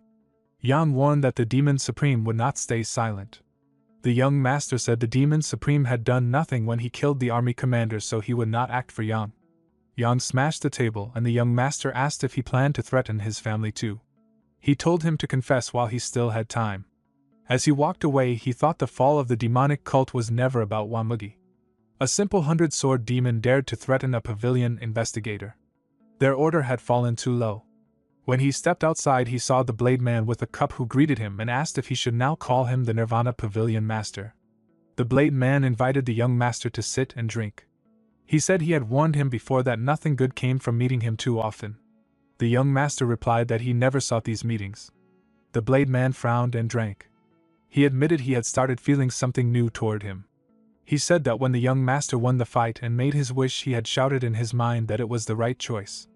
The young master agreed the wish had been good. The blade man said that from that day the young master made his blade cry. The young master asked how it could be crying for him, and said it was more like lamenting. He said the disciple who poisoned him, the disciple who shamed his subordinate, the brother who used the army for his own gain, and the man who threatened an investigator showed how low the people around him had fallen. The blade man said he was wrong and that the people around him matched him because that was his level. The young master thought he was a difficult man who did not care for fame like prideful men. The blade man demanded the release of the 100-sword demon and said morale had fallen to the ground. The young master said he would release him only if he was proven innocent. Mana burst from the blade man and the young master felt its crushing force. He understood why his father had said the time was not right. The blade man said he wanted to give advice. The young master told him to stop and ask his favor properly. Silence filled the room until the blade man admitted few spoke to him in such a direct way. The young master warned him and said stagnant water always rotted. He said people stayed in rotten places because they became used to them. He told him to use this chance to release the rotten water because the man he was protecting was not worth it. The blade man drank and asked if he would accept a drink from him. The young master held the cup. He said he would release the rotten water but wanted him to become his water in return. The young master wondered if he truly meant that. The blade man told him to drink if he intended to become the heavenly demon and said he would become his backer. The young master was shocked because everyone knew he supported the older brother. When he asked about it, the blade man said he had not known how bold he was back then. The young master thought he was insane. He had killed his brother, crippled his disciple, and imprisoned his subordinate, yet he still wanted to back him. He reminded him he had killed his brother. The blade man said blood meant little once people left their parents. He said people suffered more from small wounds than distant losses. He said he had never fully chosen the older brother and could change sides at any time. The young master said having him would mean having an entire army. He asked why he was chosen now. The blade man said he saw fearless madness in him and wanted to bet his fate on it. He said he wanted to devour that madness. The young master knew this was a trick to sway younger men. He placed the cup down and said he was thankful but he had duties. He asked what his father would think if he left his responsibilities for politics. The blade man asked what would happen if he worked well in the pavilion. He said staying there forever would make him rot. He said the only path was becoming the heir and that working with him would draw the cult leader's eyes. The young master knew he was not wrong, but he also knew his father wished to fix the hierarchy. He asked for time and said he would drink once he chose. The blade man agreed and said it would be foolish to drink only because he asked. He rose and drew his sword and said he would hear the answer tomorrow. He suddenly slashed, but the young master blocked it. The young master said he would answer in 5 days. The blade man said 3 days and flew into the sky. The young master stood alone with his hurting hand. The ground was full of men training hard while Jang stood with his arms crossed and pushed them to keep going. He told them this was normal training for the demonic army and that they must handle it. He reminded them that even if family or friends betrayed them, their hard work would never betray them. Investigator Darong joked beside the young master that Jang spoke like a husband even though he was not married yet. Darong then asked how the young master made the Southern Blade House issue an official apology, and became nervous when the young master told him to ask them himself. The young master reassured him and thought of the blade man waiting for his reply. He then ordered Darong to send Yante and his son to a prison where they would have little contact with others, and Darong agreed. As the young master walked, he thought that without his action those men would have harmed more people and that he would not allow such people to cause more damage. The scene moved to the demonic village where the young master confirmed that a building was the Nirvana Pavilion branch, and told the villagers to report any abuse by cult warriors here. When they could not answer what they usually did, he knew they had suffered in silence, and explained that this branch would take such reports without fear. He warned that anyone who harmed a person for making a report would be executed, and the villager felt shocked and promised to spread the word. Later that night the young master walked alone and felt this was the beginning of his plan to protect villagers and all weak people. He wanted everyone to learn that every life mattered, and he resolved to follow that belief. He then saw the Blade Man waiting and joined him for a drink. The young master joked that he wanted the demonic army as a snack, and the Blade Man said the world did not work that way. The Blade Man then revealed he had waited 3 days and suddenly became angry and attacked. The young master blocked every strike and held firm while the Blade Man admired his skill and admitted that taking his head would not be easy. The young master wanted to test the 4 strides of the Wind God against the Blade Man and wondered if the death step might work, but he knew his inner energy was not enough yet. He saw no need to risk a deadly fight when time was on his side and called for the demonic army. The Blade Man asked who should be made commander since the young master could not take the role. The young master chose Jang Ho, and the Blade Man warned him that Jang was already on his side and that greed could lead to death. The young master reminded him that it was the Blade Man who spoke of devouring everything and who suggested they work together. He thought their path was not normal, and only madmen would walk it. He also thought of how the Blade Man had died first among the 8 demon supremes in his previous life and wondered why. The Blade Man became angry and said the young master had ruined the negotiation, then shot into the sky and disappeared. The young master believed he would return since other supremes would still work with him. 2 days later Jang came with wide eyes and said the Blood Heaven Sword Demon had recommended him as commander and asked if the young master was behind it. The young master felt pleased that Jang came to him for answers and admitted he made the request.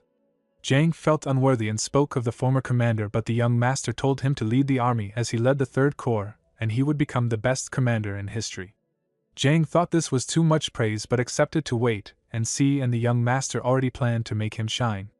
Later the young master stood before his father, who mocked his clothes and his late visit. The young master joked about his father being attacked for sleeping too early, then spoke of using the Blood Heaven Sword Demon as one of his swords. His father reminded him that he had recently said he wanted to kill him, and warned him that the Blade Man was not easy to control. The young master said he did not want to tame him, only use him until he broke, since the Blade Man was not yet worth keeping. His father asked what he would do if the sword turned on him, and the young master said he would let it try because he would only grow stronger each time, while the Blade Man would end when he broke. His father then demanded to know why he told him all this, and the young master answered that he reported because he received a salary. His father asked if this visit was to make him accept the recommendation, and the young master denied it, and told him to reject it no matter what. His father pressed him, and the young master admitted there was something he wanted from the Blade Man, and to get it the Blade Man could not win this time. His father sighed and told him not to be ridiculous while turning away, and the young master thought that nothing was more ridiculous than the pajamas his father wore. The Blade Man met the cult leader, and said that even though things were not moving as planned, the second young master was standing out within the cult. The leader asked if this was his doing, and the Blade Man bowed and denied it, and said all credit belonged to the leader. He said he had only recently seen the young master's talent, and the leader replied that the young master was still immature. The Blade Man said that was why he wished to raise him higher, and the leader admitted that having his help would be a rare chance for his son. The Blade Man then asked the leader to allow the person he chose to become demonic army commander, but the leader remembered the young master telling him not to accept any recommendation, and said it would be hard to agree. The Blade Man said it was something the young master also wanted, and the leader replied that he must consider his first son's feelings. The Blade Man argued that when supporting someone one must choose only one, but the leader said he did not care, and would kill anyone who complained. The Blade Man left thinking it was foolish for the leader to hold back after choosing a side. Later that night the Blade Man sat on the ground and said it seemed the leader valued the young master's older brother more. The young master answered calmly and said that if that was true then their cooperation had no future, and the Blade Man should have filled the gaps if he was losing to his brother. The Blade Man asked if he was saying he was not good enough, and the young master said he was only disappointed. The Blade Man admitted it had been impossible to make Jang Ho commander from the start, and poured a drink, and said there was no need to chase something that would not work. The young master reminded him that he had acted proud when he could not even do one thing for him, and said he should have rejected the idea at once instead of recommending Jang the next day. The young master drew a line with his sword and said the blade man once told him it showed how the leader saw him, and he had stayed behind it, but now it felt like the blade man spoke of his own place with his father. He said that if it were him he would have made it happen no matter what. The blade man challenged him to try and said it should be easy if it was small, but warned it would backfire. The young master saw that the blade man was sure the leader would reject again, and asked if this was a bet, and the blade man agreed and said if the young master failed he would join him and stop asking for more. The young master then asked what he would get if he succeeded, and the blade man said he would do whatever he wanted. The young master asked for an elixir stronger than the demonic essence pill, and the blade man shouted that it was almost impossible to find, but the young master stayed calm and said that was why he asked, because their fates were linked and his strength would be the blade man's strength. He thought of the heavenly divine pill the blade man possessed, and said that if Jang could not be made commander, and if the blade man could not get the elixir, then there was no reason to work together. The blade man finally agreed and promised to bring it, and the young master accepted and drew his sword, and the blade man then rose and vanished. Later in the office, Sema asked if the young master wanted to know the chance of Jang becoming commander, and the young master nodded. Sema said honestly that it was less than 10%, and reminded him that the cult leader had already rejected the recommendation and never changed his mind without strong cause. The young master said he understood and then asked what would happen if another demon supreme also recommended Jang, and Sema looked surprised at that thought. Sema believed no other demon supreme would join the recommendation, but Master Geometry said he would try anyway. He suggested dealing with 2 tigers might be easier than 1. Sema asked if the Sword Supreme was the other tiger. Later, Bei Zhangtak, the martial artist, insisted a servant was framing him and begged to confront her. Master Geometry asked why she would do that. Bei claimed he did not know and said perhaps someone ordered her or he unknowingly offended her. He swore he had not harmed her. Master Geometry agreed to the meeting and called investigator Seo Derong. Derong entered with a young girl. Master Geometry stopped Bei from shouting and asked the girl if Bei was the one who assaulted her. She nodded. Bei yelled that she was lying and claimed her shaking was from fear of being exposed. Master Geometry said she was shaking because she was scared. Bei demanded to know why Master Geometrical was taking her side. Master Geometry said he heard Bei threaten to go to her hometown and kill her family if she told anyone. Bei acted shocked that the young master believed the girl. 2 more girls then stepped forward. Master Geometry pointed them out, reminding Bei they had all worked for him. Bei remembered them and commented on how much they had grown. Master Geometry confronted Bei about raping children and threatening them this way for years. Bei claimed it was just a drunken mistake and begged for another chance. He argued that no one went to jail for touching servants. Master Geometry agreed that was generally true, and Bei swore he would never do it again. Master Geometry then surprised everyone by saying Bei would not go to jail. As a relieved Bei started to thank him, Master Geometry suddenly cut his throat, killing him instantly. Master Geometry told the terrified girls the man who tortured them was dead and their families were safe. He urged them to remember the moment Bei paid for his crimes, letting that memory cover the bad things, and to remember Bei's final expression. Master Geometry privately felt this was the best revenge he could give the girls. The girls tearfully thanked him. Master Geometry told them not to thank him. He insisted he could punish the man only because they were brave enough to testify, and told them to continue living bravely. As the girls left, Master Geometry mentally challenged his father. He believed his father should be killed by the martial artists he hated if they could not protect children. Leon Shi entered and identified the dead man as a servant of the Northern Heaven Swordsman. She warned Master Geometry that the Flower Sword Supreme would seek revenge. Master Geometry admitted he was afraid he would die before he could eliminate all evil people. Leon Shi commented that the cult was improving under him and was becoming better than the Murim Alliance. Master Geometry dismissed this, stating that not raping servants was not a good deed but a basic standard they had failed to meet until now. He then loudly ordered Seo Daryong to immediately notify the Sword Supreme that a problem occurred during the investigation, and he would meet her to explain everything. The scene shifted to the Northern Heaven Sword Clan. Master Geometry and an investigator followed the man inside. Someone announced the arrival of the Nirvana Pavilion Master. The Flower Sword Supreme So Yonrang came out to greet Pavilion Master Geometry. The young master thought the Flower Sword Supreme looked like she was in her 20s, even though she was much older. People said she never changed and even seemed to grow younger. He greeted her after a long time. She said she could not get used to being called ma'am and asked him to call her Sword Supreme. He said he could not because of her seniority. She said age did not matter and respect should go to those who deserved it. He agreed and asked her to speak casually to him. She accepted. He introduced the investigator and said he had come to explain the case. The investigator bowed and gave his name. She said there was no need for formality and that if the Nirvana Pavilion decided a crime happened, she accepted it. She said a man who harmed a young maid deserved death and her sword house would not interfere. After the meeting, the investigator thanked the young master for his efforts and said he was changing the cult. The young master said it was only possible because of the investigator's support. She said there was no need to flatter her. He said she still looked young. She laughed and said she focused on martial arts.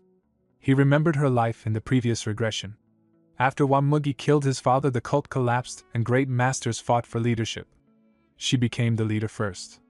Her rule was full of bloodshed. She had strong ambition but weak governance, and survived only 3 years before being killed by her successor. He told her he had a difficult position during a recent incident. He mentioned conflicts with the Southern Sword House to see her reaction because she and the Blood Heaven Sword Demon had a bad relationship. She said she was different from the Sword Demon. He agreed. She said she heard the Sword Demon recommended Zhang Ho to become the demonic army commander.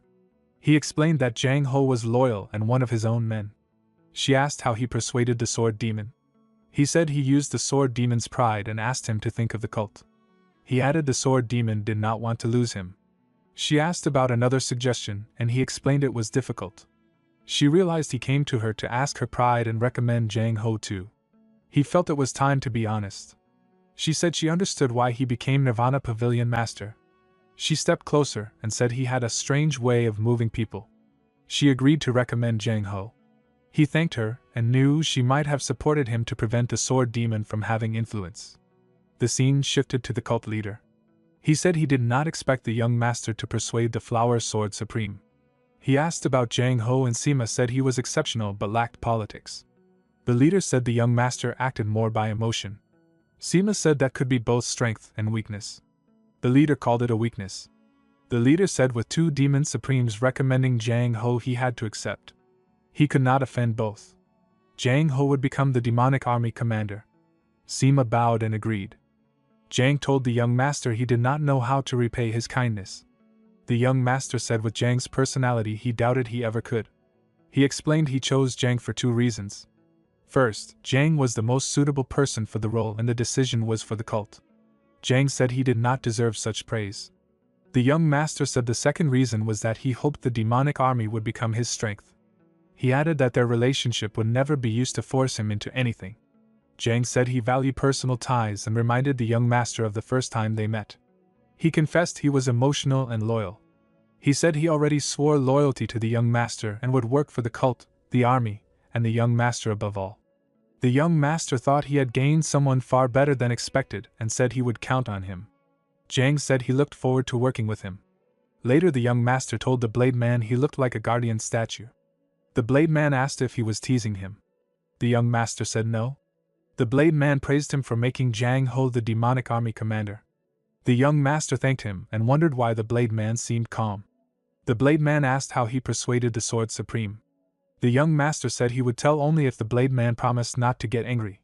He admitted he had used the Blade Man's pride to provoke the Sword Supreme. The Blade Man said he had been tricked and the Sword Supreme must have had her own reasons.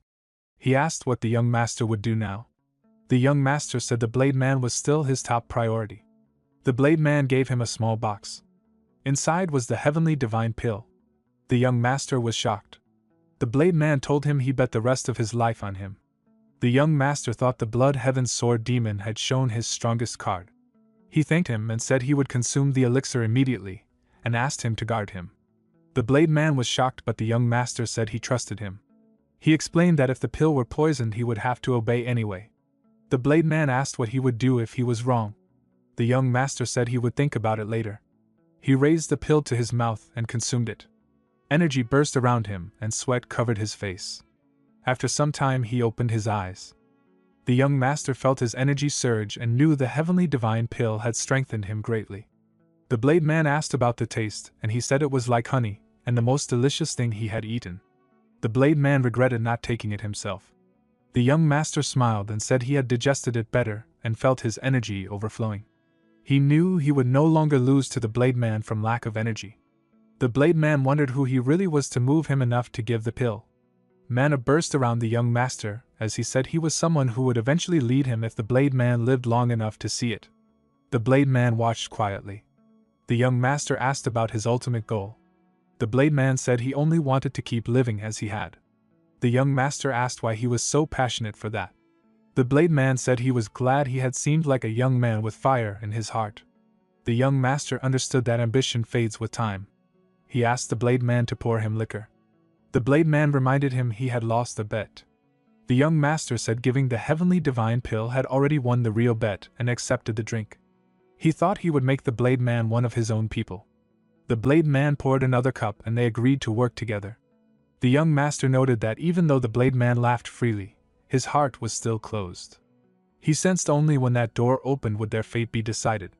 Later the young master practiced with his sword and felt much stronger.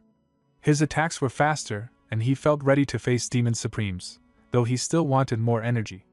His father noticed, and he explained he had received the heavenly divine pill from the Blood Heaven Sword Demon. His father was not surprised and said he already knew, having given the pill to the Sword Demon long ago. The young master realized the Sword Demon had been right before.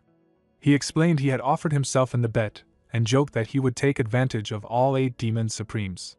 His father admitted he believed the young master might actually do it, and told him to continue training. The young master thanked his father for helping make Jang Ho the demonic army commander, but his father said it was because 2 demon supremes recommended him. The young master said he wanted to be happy so others and the cult could be happier. His father warned that walking this path meant forgetting happiness. The young master refused and promised himself he would be happy even while walking this path. In the flowery field, the Flower Sword Supreme admired the blooming flowers and teased the young master that beauty with age would not suit him. The young master thought growing older made life more complicated. He thanked her for her help and offered her liquor, but she politely declined, saying she had quit drinking.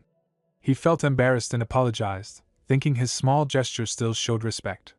He reflected that small gestures were important for building trust. Curious about how to repay her, he asked if she wanted anything in return. She told him to cut ties with the Blood Heaven Sword Demon. The young master noted that her words matched the Sword Demon's predictions and asked why she advised that. She explained that their ideals were very different. The Sword Demon hated rules and freedom constraints, while the young master wanted order and discipline in the cult. He said he could not follow her advice because the Sword Demon had given him a precious gift. He realized he needed to share the gift with her, as he wanted both the Sword Demon and the Flower Sword Supreme as allies.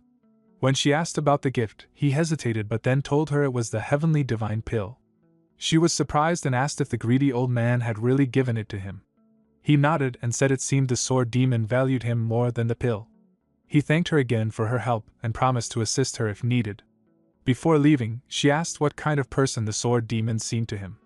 He said the Sword Demon was bad-tempered, violent, and always did what he wanted. At first, he disliked him, but over time he had seen some good in him. She asked if it was only because of the pill, and he admitted it played a part. She warned him that despite this, the Sword Demon was not someone he should work with. She said if he wanted her continued help, he must cut ties. The young master challenged her and asked her to prove she could help him more than the Sword Demon. He said he needed a reason to sever ties because of the pill. She argued it was for the good of the cult, but he refused and said he despised anyone buying loyalty with dreams, ideals, or gifts. He asked her to show him something more valuable than the heavenly divine pill. He realized even she seemed unsure. The Flower Sword Supreme asked what he wanted. He clenched his fist and said he needed nothing for now. He thought she would interpret his words as reliance on the Sword Demon and become impatient. He bowed and thanked her for her help and walked away with a smile, satisfied his words had an effect. Later that night, the Blade Man asked what she had said. The young master explained she told him to cut ties because their ideals were too different and the Sword Demon was too free-spirited. The Blade Man called it nonsense and asked what he would do. The young master said he would work with whoever gave him the most benefit and smiled, confident she could not offer more than the heavenly divine pill. The Blade Man warned she might try to destroy him.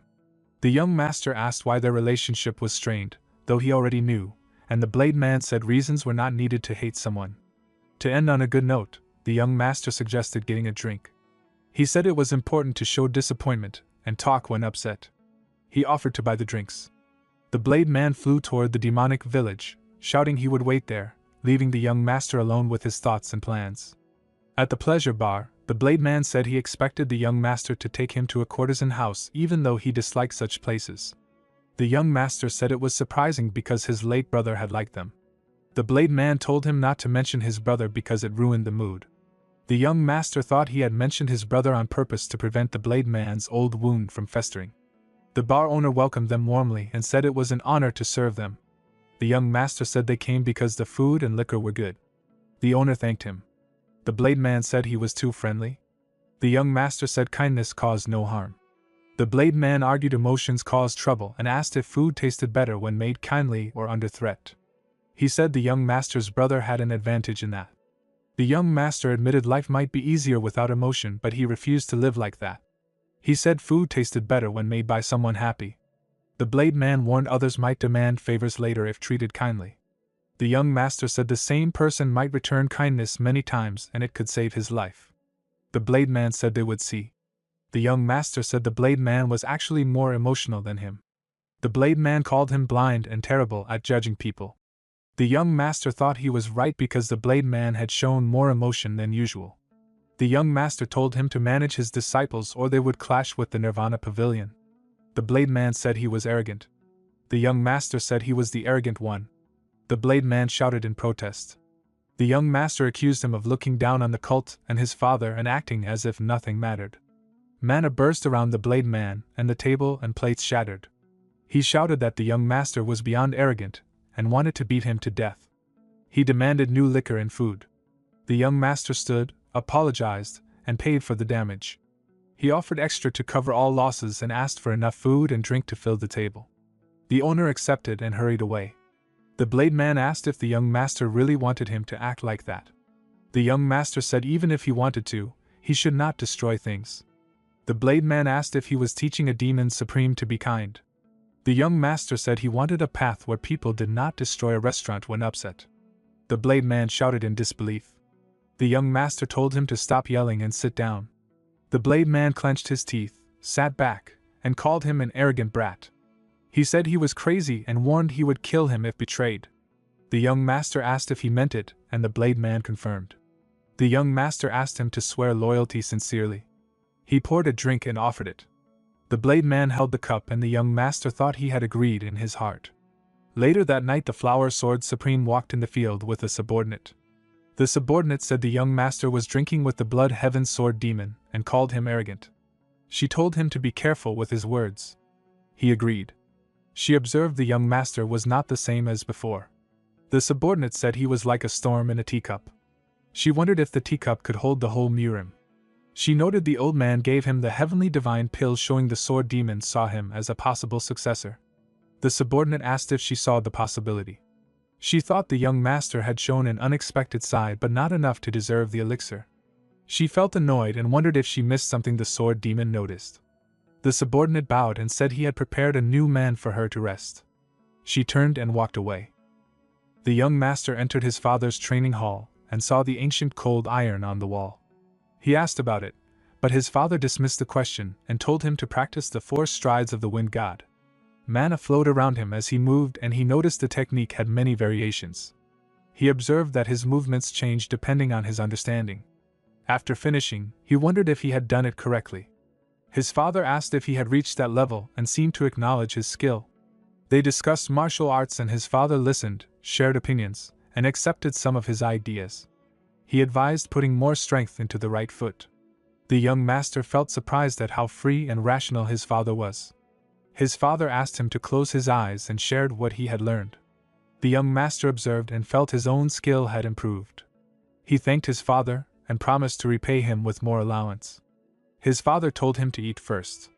The young master noticed it was unusual for his father to invite someone to eat with him. At the table, his father said there was always more food if needed. He realized his father must find him quieter than before. He reflected that he had never thought about eating with his father before his regression, but now he wanted to. His father asked if the food was good. He joked about trading cooks, but his father refused. His father asked why he came. The young master said he had a favor and wanted to involve another family member. His father thought it was about marriage, but he explained he wanted to teach Lee on the soaring sword art. His father questioned giving a blood relative skill to a bodyguard. The young master explained Leon was important and had great potential. He said the art would become part of the 9 calamities demonic art for the successor, not just a relative. He felt Leon deserved it, and it would make her stronger. His father said he was confident and allowed it, but asked the young master to promise that next time he decided to kill a demon supreme, he would tell him first. The young master agreed. Later, Leon entered the room, and he called her the Phantom Shadow Corps leader. He told her that he would be teaching her a new martial art, the soaring sword art. She was shocked and protested that it could only be taught to the blood relatives of the heavenly demon. He told her to stop talking and explained that he already had his father's permission. He said she needed to learn a martial art of that level to become the Phantom Shadow Corps leader, and that she was basically like his blood relative. She looked at him with emotional eyes and asked how she could ever learn it. He stepped forward, placed his hands on her shoulders, and told her she had always been important to him. She began to cry from emotion. The young master spent time teaching Leon, handling Nirvana Pavilion duties, and training himself. He noticed that Leon learned the soaring sword art very quickly, and her talent was greater than he expected. He was surprised by her hard work and rapid progress. He also realized he could learn through teaching, which felt meaningful since he had never taught anyone before. At the Nirvana Pavilion, the young master gathered the investigators and wanted to boost their spirits. He told Seo Derong to open a box. Derong found money inside and the young master said it was a special gift for everyone. He divided the money among them and explained it was to ensure the pavilion would not be influenced by outside pressures. He told them not to accept bribes and offered to advance their salary or lend money if needed. The investigators agreed and thanked him. Later in the hallway, Derong asked how the young master had known that Iko needed money. The young master said he did not know, but Derong insisted it was important because it built loyalty. The young master smiled and said such acts were just tricks to make a good impression. The investigator replied that the world could make people act without tricks. The young master stayed silent as Derong bowed and left. At the Southern Sword House, the Blade Man asked why the second young master had come.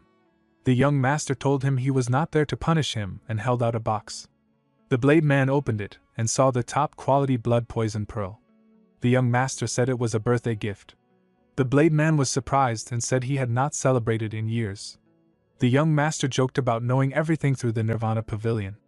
He congratulated the Blade Man again and left, asking him to meet later at the pleasure bar. The Blade Man looked at the box and murmured that it was a birthday gift. That evening, the young master walked into the grounds and the Flower Sword Supreme greeted him. She said he must have worked hard and told him to drink something before leaving. The young master looked at her calmly.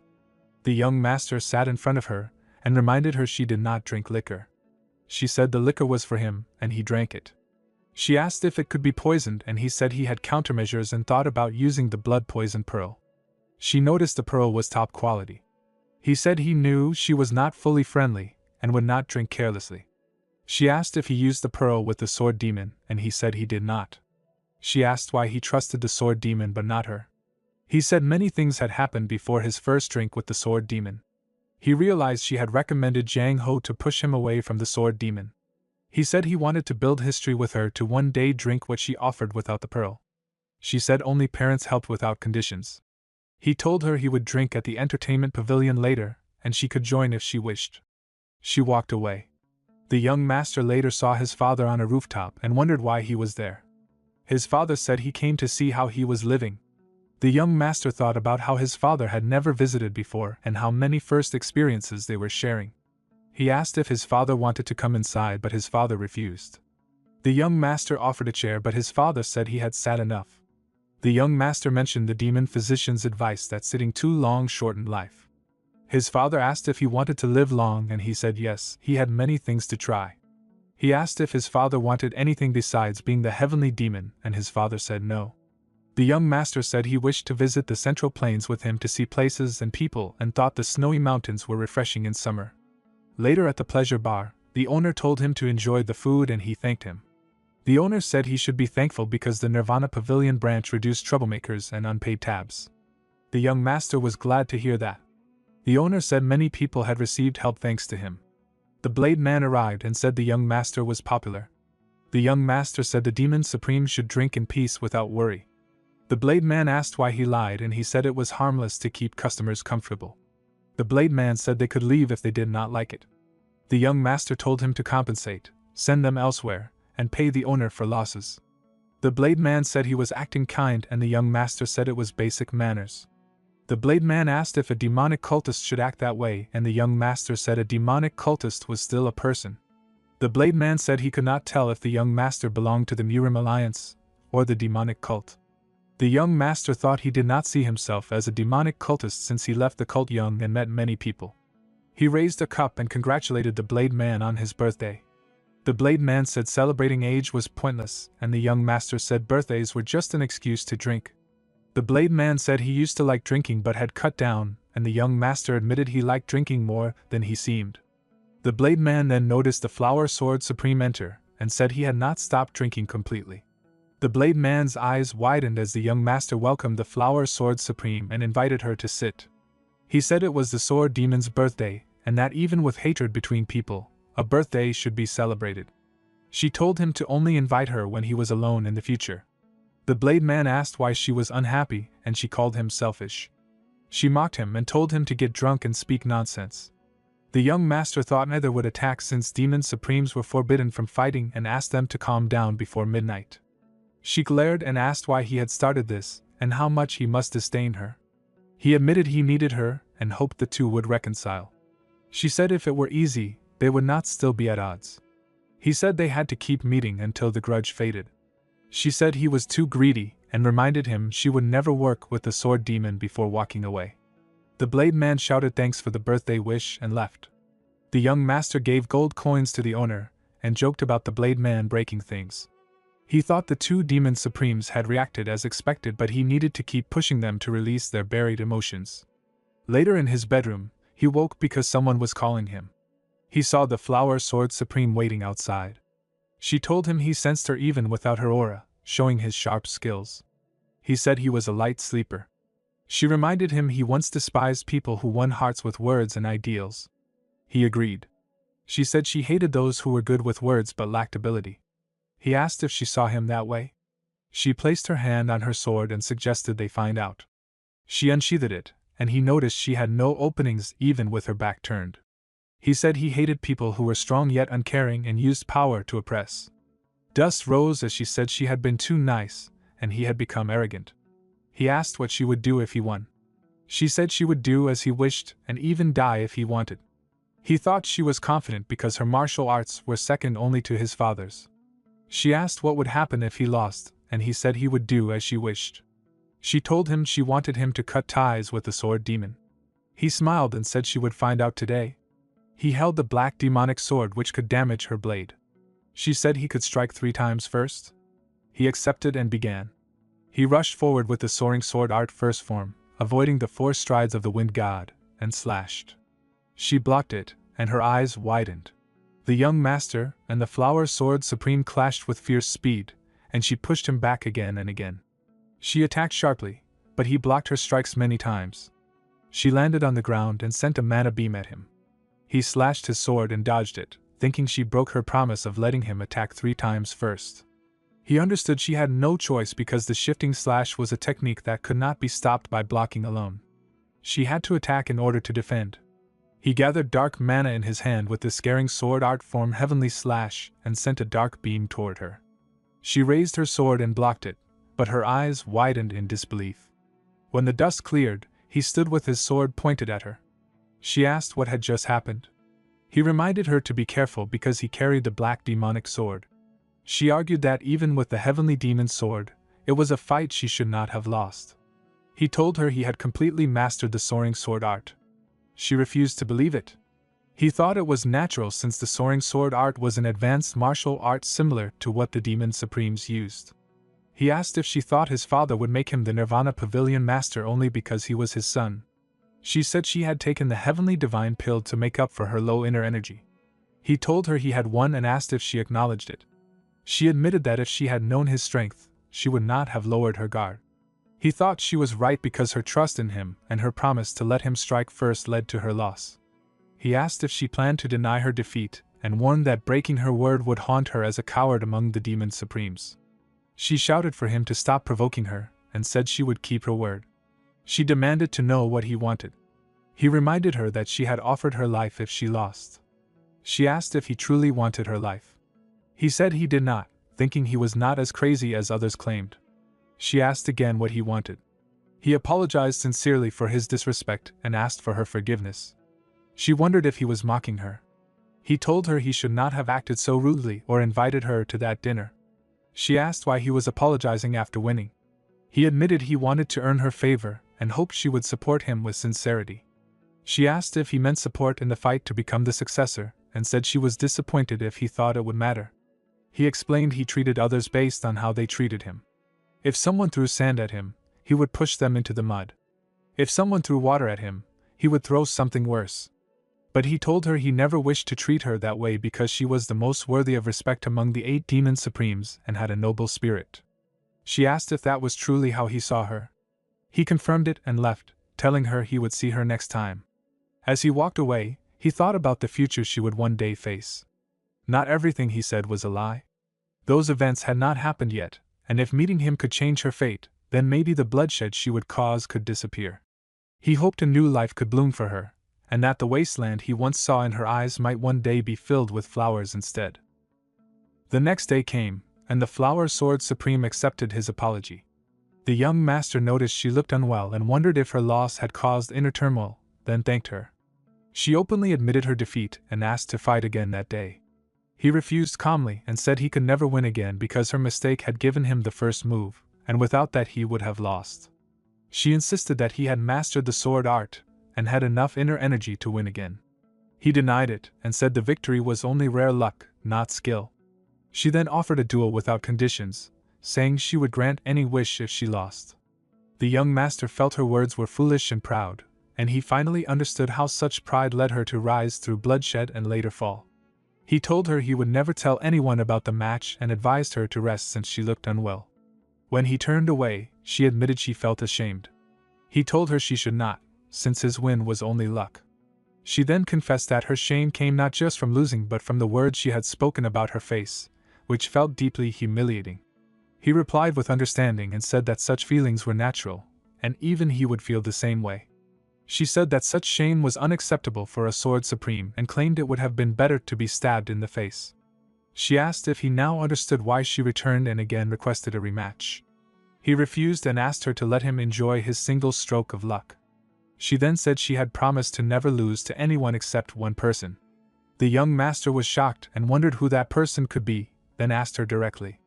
She confirmed it was a promise made with the cult leader and warned him not to think disrespectfully of her pure respect. He denied any improper thoughts. She then asked why he respected his father so much and smiled. The young master realized she had used his father as her last move, leaving him no choice, and agreed to fight to honor that promise. She smiled in satisfaction, and he asked if that pleased her. She agreed, and he promised to give the fight everything he had. She drew her sword and said that was exactly what she wanted. They faced each other as she rushed forward, but he dodged her first strike. He slashed while landing, and the battle continued as she attacked again and again, yet every strike was avoided. He countered in return, and she also evaded his attacks as their duel fully began. They rose into the sky and continued their duel. The young master became absorbed in testing their sword skills, caring less about the outcome. He sensed the sword supreme felt the same, as her killing intent faded and she focused on technique. He admired her and felt she deserved her title. They landed, and he admitted he had lost because she never used her killing strike. She said he had done the same. She thanked him as her second master and walked away. The next day, she returned and said she had slept deeply after their duel for the first time in her life. He asked if she usually slept poorly, and she confirmed it. She decided to duel every day for better sleep and asked for one last fight. He smiled, drew his sword, and she did the same as they prepared to fight again. The young master asked the Flower Sword Supreme why she had dodged to the left instead of the right. She explained that moving left limited his options while moving right would have given him more choices. He realized it was because of his center of gravity, and she confirmed it. He noticed she always answered his questions honestly, and he did the same for her. He felt that sincere teaching never caused loss, and that he learned more by teaching others. She said she could not remember the last time she had felt so immersed in martial arts, and that it might be her first time. He told her the feeling was even stronger for him. She suggested they begin again, and he agreed. They fought once more, ice fragments flew through the air, and dust rose when their swords clashed. They landed and stood, breathing heavily. She asked if he had any liquor, and he said he did. She wanted to drink with him, and later they sat together sharing liquor. She praised its quality, and he asked if she knew much about drinking. She said she knew well and had often drunk before. She asked what had caused his change in behavior. He explained it was not sudden and that he had been preparing for it for a long time. She asked if he had been hiding his true self, and he admitted it quietly. He said he had been too young before, and if he had shown his real nature, his brother would have killed him. She called him terrifying and said that being with him felt strangely like being with a friend. He noticed her tone had changed and felt she might have seen something from his past. With others, he often acted playful to hide his darkness, but with her he had been completely serious. He said through their swords they had formed a friendship. She said she did not know what kind of relationship they would have in the future, but the duel would stay in her memory. He agreed and said he would never forget it, and thanked her for teaching him. She smiled and questioned if she had truly taught him. He felt he had learned more and through 3 days of dueling had gained deep insight into the soaring sword art. He also broke past the 10-star mastery wall, and began his path toward 12-star mastery. She drew her sword and pointed it at him, and he lightly tapped his sword against hers. He felt they had never properly said goodbye. She turned and walked away, and he felt the final clash of their swords was their farewell and the true end of their duel. Later, she sat alone in her room and reflected on the first day she lost to the young master. Her thoughts had been chaotic, and she had even considered wearing a mask and returning to kill geometrical Muguk. She realized the person she was then and the person she was now were completely different. Her subordinate Wuzhang asked if something was troubling her, but she continued drinking without answering. He found it strange since he had never seen her drink before and wondered if it was related to the second young master. She dismissed it as nothing. He apologized and said he had brought someone new waiting in the secret room. She suddenly shouted and told him to stop bringing men. Wuzhang was shocked by her formal tone. She said it was something she should have ended long ago and never should have started. She reflected that it began with a single moment of desire but had turned into many times and now it was time to stop. Wuzhang bowed and said he would send the man back and could arrange it again if she wanted. She firmly refused and said it would never happen again. She ordered him to leave and warned that if he ever touched young men under secrecy, she would kill him herself. He assured her there was no need to worry and left. As he left, he felt confused by her coldness. He believed using men to gain her favor had secured his position and that he would become the next Sword Supreme. He blamed Geometry Muguk, thinking that ever since Geometry Muguk appeared, she had begun to change. Investigators found a dozen buried bodies in the forest, all missing their hearts. A special investigator told the young master, who realized it was the work of a soul art. He remembered rumors that the soul-absorbing supreme demon had used such dark techniques and began to suspect they were true. Darong examined the bodies and said they were not martial artists. The young master confirmed they were ordinary people, including men, women, and children. He felt anger rise and thought that while fights between martial artists were cruel, harming ordinary people and children was pure violence.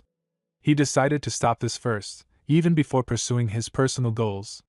An investigator showed him a ghost fan found near the bodies. This made him more suspicious, but he wondered why evidence had been left behind. He asked about the herb gatherer who discovered the bodies and learned the man had fled in fear. He ordered the area cleaned and decided to go to the West Illusion Fort. Darong asked if he would confront the soul-absorbing supreme demon, and the young master confirmed. As he walked away, he felt something was off. He thought the supreme demon would have erased all traces of soul arts, yet the bodies were easily found and the fan remained. He sensed someone was trying to guide his thoughts.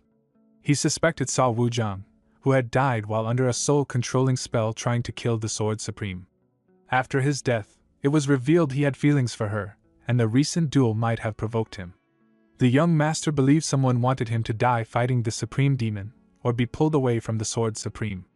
At the West Illusion Fort, the young master felt strong ghost energy. The demonic flowers, statues, and pagodas made the place dangerous. He realized anyone without necromancer training could face unstable inner energy, hallucinations, or even fall to inner demons. He understood the fort itself was a trap. Soon he saw the statue of the soul-absorbing supreme demon. He remembered that before his regression, they had no real connection, and later they never interacted, though the supreme demon was the last survivor among the 8. He greeted the supreme demon, who welcomed him and asked why he had come. The young master sensed the soul-controlling spell was already active and said he was there to investigate an incident. The supreme demon praised him, and he replied that his strong will and defense art helped. He explained the strange corpses and the necromancer item found. When the supreme demon asked about the item, he called DONGHUA. He noticed the supreme demon did not ask what made the corpses unusual, and he felt the man already knew. DONGHUA appeared and claimed he lost the ghost fan the day before. The young master threw the fan to him, and DONGHUA admitted it was his and asked where it had been found. The young master said several corpses were discovered with the fan beside them. DONGHUA did not ask where the bodies were or how they died. The young master said DONGHUA needed to be questioned, and he agreed calmly. Later DONGHUA reported DONGHUA refused to speak and only repeated he lost the fan. The young master realized DONGHUA's loyalty and fear of the supreme demon were too strong. DONGHUA said without proof, they could not hold him long. The young master said DONGHUA was only a subordinate, and to uncover the truth, they needed to arrest the supreme demon. DONGHUA warned him to be careful, and the young master said he would arrest anyone in the wrong, even his own father. DONGHUA was shocked but saluted. The young master smiled, and an investigator announced that the cult leader had arrived. DONGHUA looked surprised. Later the young master asked why his father had come there. His father said he was only passing by, but the young master knew this was not true. His father warned him not to interfere with the soul-absorbing supreme demon yet, and said his strength was not enough. The young master said he could kill the man by surprise or even from behind. His father replied that even getting close to him was extremely difficult. The young master asked if the soul-absorbing supreme demon was truly that strong. His father said he was both the weakest and the strongest. The young master understood that the supreme demon was weak against those immune to soul arts, but terrifying to everyone else. He asked his father to help him reach that level. His father said it was impossible in such a short time. The young master argued that he learned faster than normal, but his father said it still would not be enough. His father explained there were only 2 ways to block the supreme demon sorcery. One was mastering the 9 calamities demonic art to a high level. The young master immediately chose this path and refused to hear the other. His father then explained the second way was full mastery of the heavenly demon defense art. Since neither could be achieved quickly, he told the young master to stand down for now. The young master asked if the soul-absorbing supreme demon was truly necessary to the cult. His father said that among the 8 supreme demons, he was the one most feared by the orthodox sections. The young master asked if this was acceptable even though the man was ripping out living hearts. His father said he had only learned about this recently. The young master realized that even his father could not approve of such acts. However, as cult leader, removing such a powerful figure carried heavy consequences. He decided this was not something he could leave to his father. He declared that he would kill the soul-absorbing supreme demon, and said he would be the first of the 8 to die. He remembered that before his regression, this man had survived the longest, but now his fate would change. He explained that this was not blind anger but a clear judgment. He said someone who calmly and repeatedly killed innocent people for power could not be called human. He asked his father to leave this matter to him. Since his father had given him the sword, he wanted to use it without hesitation. He knew his father might not agree with everything, but believed this path was necessary, even if he had to walk part of it alone. His father stood and said there would be no major problems. He said that if the young master was truly capable, he would naturally fill the empty place left behind. The young master understood this as silent support. As his father left, he smiled and felt grateful, knowing they were still walking the same road. The next day at the West Illusion Fort, the young master decided to take a third path to kill the soul-absorbing supreme demon. He knew it would take about 2 months, so he needed to buy time and force the demon to stay quiet. When the supreme demon asked why he had come, the young master said the suspect had been judged innocent due to lack of evidence. He then said he had something important to say. He openly stated that he knew the supreme demon was using soul arts and demanded that he stop. The supreme demon denied everything and mocked him. The young master warned him of death and released his mana, activating the heavenly demon defense art. He then said he would not kill the supreme demon himself. Instead, he would go to his father every morning and demand the execution of a man who tore hearts from the living and shamed the cult. He vowed to repeat this endlessly until one fatal mistake finally sealed the supreme demon fate. The master told the young master to kill him but promised to try convincing him every day until he made a grave mistake. The supreme demon revealed the real world and the young master felt dizzy. The supreme demon said the rumors about him rising as a hidden dragon were true. The young master smiled and said he only wanted to live a long life enjoying the world. The supreme demon praised his thought and said he had spent his life striving to be unkillable. The young master teleported to a grassy ground and admired the martial art. The supreme demon said only he could perform it. The young master thought even the Sky Heaven cult leader could use it, and saw its roots in the blood sex demonic arts. The supreme demon asked if he wanted to live in this world. The young master said he would learn it if taught. The supreme demon called him devious for seeking ultimate martial arts for free. The young master said it would allow the supreme demon to obtain him too. The supreme demon said he could see through his thoughts, and no one could trick him. The young master asked the supreme demon what he was thinking. The supreme demon guessed he wanted to grab him by the hair and yell at him. The young master corrected him and said he wanted to punish him for killing people and asked if it was a little different. The supreme demon wondered if he wanted to die by his hands because being the cult leader's son was hard. The young master said no and that it was better to be a living third-rate martial artist than the strongest in a dead world, thinking this was what the supreme demon used to say. The supreme demon asked if he was afraid, and the young master admitted he was, which was why he wanted to convince his father instead. The supreme demon laughed and acknowledged his courage and told him to go back. The young master asked him not to cause trouble for his father's sake. The supreme demon warned that if they met again, he would not return alive. Later, at the entertainment pavilion, Donghua asked if everything went well. The young master said it either did or did not and thought the threat would hold for 2 or 3 months. Donghua praised him for daring to confront the supreme demon and said it was meaningful even if he could do nothing more, wishing he could face the supreme demon himself. The young master said he appreciated Donghwa's support and that a right-hand man was important.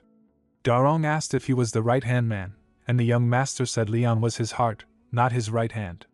Donghua felt even being the right hand was lacking, and the young master joked that his left hand, the heart, and the left wing were late.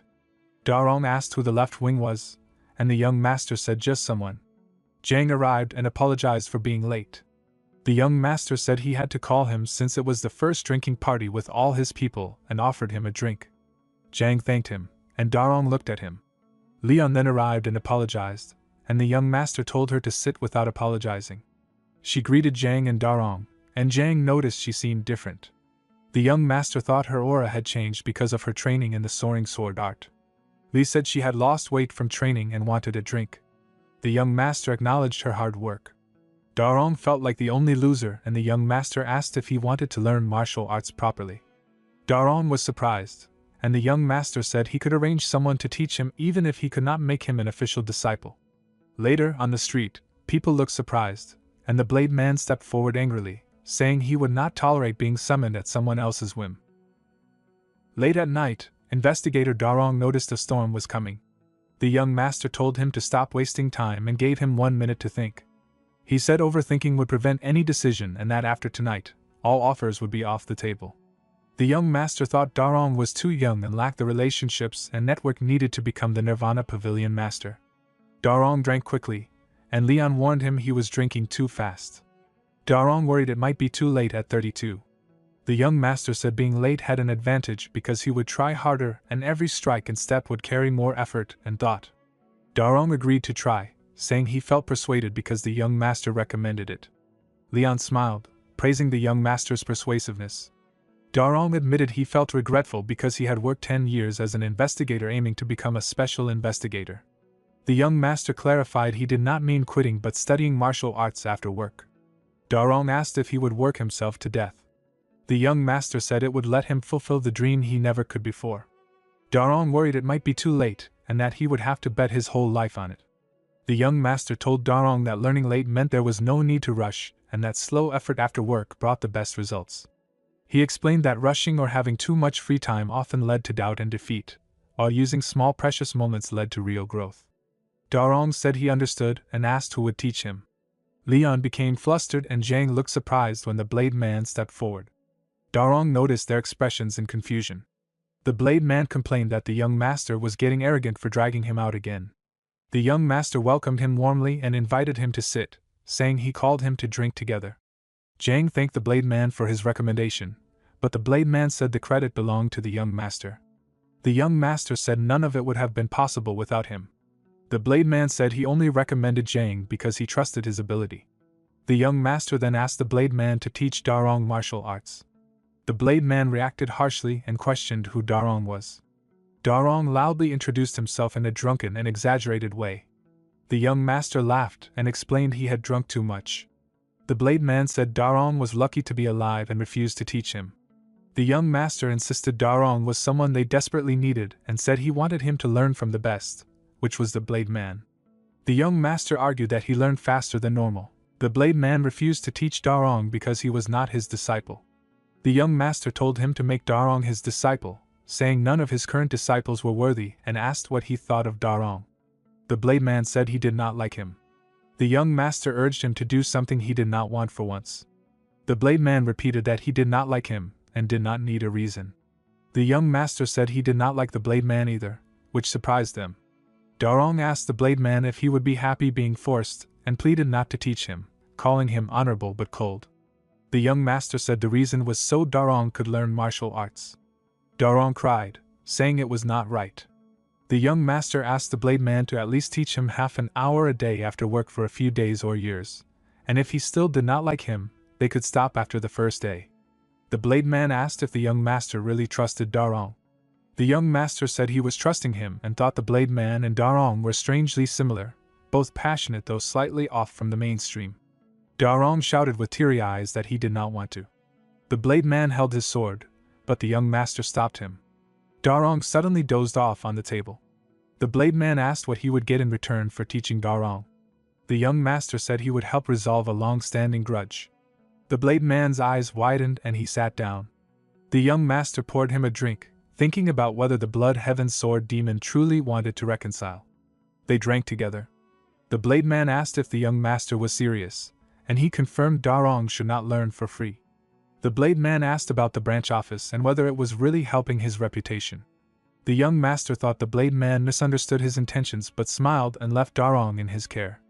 The blade man asked what the young master planned to do. He said he would be busy fighting non-human threats, finding his right wing, and pleasing his father. The blade man realized he was the left wing, and the young master offered to switch. The blade man was shocked that he and the Sword Supreme were paired as two wings. The young master reminded him of his own words about devouring everything with madness. The blade man admitted he did not know he was this crazy. The young master said they should go mad together, and asked what he had to lose. The blade man questioned his respect, and the young master said it was because he was a lunatic, and would be away for months, asking him to look after his people. The blade man agreed and drank again, and the young master felt assured by his simple agreement. Darong shouted that he was thirsty and wanted water. The blade man told him it was right next to him. Darong drank from the kettle and held his head, saying his head hurt and swearing never to drink again. He wondered where he was and asked the blade man why he was there. The blade man said it was his room. Darong asked why he was allowed to sleep there. The blade man explained that Darong had insisted on being carried, called him heartless for putting him in the guest room, and had collapsed crying, so he had to endure the urge to kill him. Darong apologized and promised never to drink again. The blade man said he did not need to quit drinking, just the drunken antics, and told him to leave. Darong agreed. Later, Darong smiled at a book and asked if the blade man had read it. The blade man said he hated people touching his things without permission. Darong panicked and dropped the book, apologizing that only a boring part was crumpled and thanking the blade man for letting him stay. The blade man asked why he liked the book. Darong said he related to the main character who was born into poverty, had a gloomy personality, struggled to fit in, but became a hero. He said he had read it 20 times and always kept it close. The blade man asked if the young master would become the successor. Darong nodded, saying he was outstanding and would bring positive change to the cult. The blade man asked if he would give his life for him. Darong said never, explaining he was not the type to sacrifice himself for others. The blade man told him to wait in the courtyard. Darong worried he might be punished for his answer.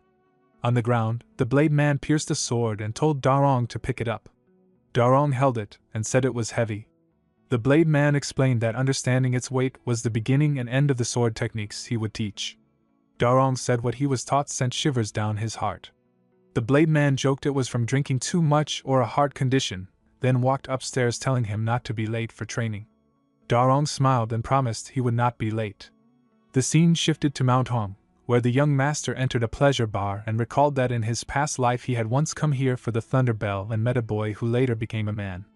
A waiter told him there was no space and no vacant rooms because guests were flooding in for the blood god ritual. The young master learned the ritual would be held in 10 days and that all inns were likely full. He thought he had arrived at the perfect time since the ritual happened only once a year. He recalled that only on that day could one obtain a method to suppress the soul-absorbing supreme demon. The sacred treasures, including the Thunder Bell, were kept in a prison made of 10,000-year gold iron where the Sky Heaven cult leader lived and was protected by a guardian spirit in cold iron shackles. Stealing the treasures was nearly impossible, except on the day of the blood god ritual when both the cult leader and the guardian left for the grand martial arena. The young master planned to use that moment to steal the item capable of killing the soul-absorbing supreme demon. Investigator practiced with the sword while the blade man instructed him on how to grip and swing it. The blade man told him to repeat it 1,000 times. Investigator was shocked at the sudden demand and heavy sword, feeling like his arms would fall off. He sat down, thinking he could be reading comfortably at home, but remembered the young master's advice to give his all since he was starting late. He stood up and completed 1,000 swings, feeling accomplished. The blade man said he could quit if it was too hard, but the investigator refused, saying an opportunity like this would not come again. The blade man reminded him he would never pass down his martial arts, and the investigator said he was not hoping for that, only wanting the chance to learn and one day tell his child he had learned from the great blood heaven sword demon. The blade man asked if he planned to get married, and the investigator said yes, wanting to raise a child and give them the fatherly love he never received. The blade man asked what if the investigator's child ended up hating him. The investigator asked if the child could train with the blade man instead. The blade man shouted for 1,000 more swings, shocking the investigator. The scene shifted to the young master sitting by a campfire in the mountains. He thought about buying ingredients like spirit root grass, poison bellflower, and sandalwood to brew an elixir that could numb the sense of smell, allowing him to move undetected. He planned to train in the heavenly demon defense art while the medicine brewed. Mana burst around him as he practiced, feeling the uniqueness of the art and hoping to combine it with the 9 calamities demonic art. He remembered looking at the night sky before the regression and wondered if everyone was doing well. The scene shifted to the investigator, who recalled swinging the sword late into the night and wondered what had happened and where he was. He shouted in confusion about sleeping there again and walked outside to see the blade man practicing with his sword. The investigator noticed with surprise that the blade man was swinging the sword in the exact same stance he had taught him yesterday, realizing the training mirrored how the blood heaven sword demon had first learned martial arts. The blade man reminded him not to slack off just because the pavilion master was absent. The investigator remembered he was late and hurried off, promising to return that afternoon. The blade man told him that being in pain did not make it easier and ordered 2,000 swings again, which the investigator accepted with a smile. The scene shifted to the young master walking and thinking there were 5 days left until the blood god ritual. The medicine he brewed was ready, and he planned to check if the secret passage he discovered before the regression still worked, scouting toward the Sky Heaven cult leader's throne. He opened a stone door and entered a cave, amazed at the well-made hidden passage. He reached the door to the throne room, closed his eyes, and threw his mana inside, sensing an overwhelming presence. He opened his eyes and realized it was the Sky Heaven cult leader. The young master sensed an extraordinary aura near the Thunder Bell and confirmed its location, planning to begin the operation during the Blood God Festival. He sat cross-legged, thinking the 36th strike of the Thunder Bell would be the cue. When the bell struck 36 times, he used the 4 strides of the Wind God Shadow Step and thought it would take about 15 minutes for the Sky Heaven cult leader to return. He touched a statue and thought about the Blood Eye Purification Water, a sacred water passed down among the cult leaders that reveals counter-techniques for blood cult sorcery. He poured the water into his eyes, clenching his teeth as red mana burst out, then closed his eyes, noting there was still enough water remaining so no one would know it had been used. He then used the 4 strides of the wind god's swift step and thought that although he acquired the water quickly because of the soul-absorbing supreme demon, it would help him on his journey toward Wamugi even without that. The scene shifted to the Blade Man's room where the young master approached, and teased that the look did not suit him. The Blade Man joked about scolding the guards, but the young master said he came quietly to meet discreetly. The Blade Man asked if he had just returned to the cult, and the young master confirmed, saying he thought of the Blade Man first, and offered a drink he had brought. The Blade Man noted it had been nearly 2 months since he left, and the young master said his swift step had improved during the trip. He asked about Investigator Seo's training, and the Blade Man said he was working surprisingly hard and had a strong heart. The young master remarked that Seo picked his battles wisely. He then asked about the book the Blade Man was reading, and the Blade Man said he used to love reading but had forgotten for a while. The young master asked what he was like when younger, and the Blade Man said he was dark and gloomy. The young master noted the similarity to Investigator Seo. The Blade Man dismissed it as the past and asked if the trip went well, which the young master confirmed. The Blade Man said there would be more trouble soon and assumed the young master went out to cause chaos. The young master denied it, but spoke calmly about liking a bloody peace that comes after crushing everything. He suggested going out together next time, but the Blade Man said he felt more at peace staying in the cult, and warned him to be careful in the succession battle, where one mistake meant the end. The young master asked what he would do if that happened, and the Blade Man said he would switch allegiance to the older brother. The young master called him cold, and the Blade Man replied that wings were useless if the body was dead. The young master thought that the Blade Man truly would act that way. He then asked him to drink together all night. The Blade Man agreed, but questioned where he was going. The young master said he was going to buy more drinks and prepare snacks himself because there was something specific he wanted. As he walked away, he thought about preparing the ultimate dish he had been working on for 2 months and resolved that tonight he would kill the soul-absorbing supreme demon. The young master felt angry and thought the demon was arrogant for threatening him. The supreme demon moved toward a child and planned to use soul art. The young master suddenly punched him and warned him to stop using that technique. The demon was shocked and recognized the second young master and lost his calm presence. He admitted he had misjudged him and accepted the hit. The young master said this was the demon he wanted to kill and mocked his earlier weak act. When asked how he entered the place, the young master said he simply followed him and believed the demon would not accept the truth. He knew the demon used shadow arts and used special eye purification to see through them and reach him. He said the reason for coming mattered more than the method. The demon denied knowing soul art and claimed the child was an orphan he wanted to teach. The young master called him a coward and accused him of only killing the weak. In the next moment, the young master was sent to a snowy cliff where the demon reminded him that seeing him again meant he would never return to his original world. The young master accused the demon of scaring others because he was afraid himself. The demon praised his spirit and asked if he had come to kill him. The young master confirmed it and denied that his father had sent him. He said if his father wanted the demon dead, he would have come personally. They later sat face to face and agreed to speak honestly before killing each other. The demon claimed that demonic humans stood above the weak and had the right to grow stronger by devouring them. He insisted every choice he made was for the cult. The young master reflected that his past self might have accepted this excuse, but his fate had changed him. He exposed the demon by saying he killed only to extend his own life and would never stop. He realized the demon never sought revenge for the cult leader and instead chose to outlive the other supreme demons. He concluded that the demon had always lived only for himself and had turned into a monster. The demon claimed the young master could not be the real second young master and said no one his age should understand him so well or break through his shadow arts. Demonic energy burst around him as he used a forbidden mind-seizing soul art. The young master realized the technique and pretended to be affected so he could learn the demon's intentions. He introduced himself as Geometrical Muguk and said he had investigated the demon thoroughly. When asked about the cult leader, he denied any involvement and realized the demon feared his father the most. He said he came to put the demon down and had told no one about it. The demon smiled and declared that the young master would vanish from his old world. The young master warned him about the consequences of killing him. The demon explained that he would not kill him directly and that the Blood Heaven Sword demon would be the one to end him. As demonic power surged again, the young master clenched his teeth. The young master activated the Heavenly Demon Defense Art and formed a shield to block the dark mana. The demon repeatedly ordered him to kill the Blood Heaven Sword demon. The young master noticed that even with the defense art the soul-absorbing power was strong and realized the light was the key to breaking it.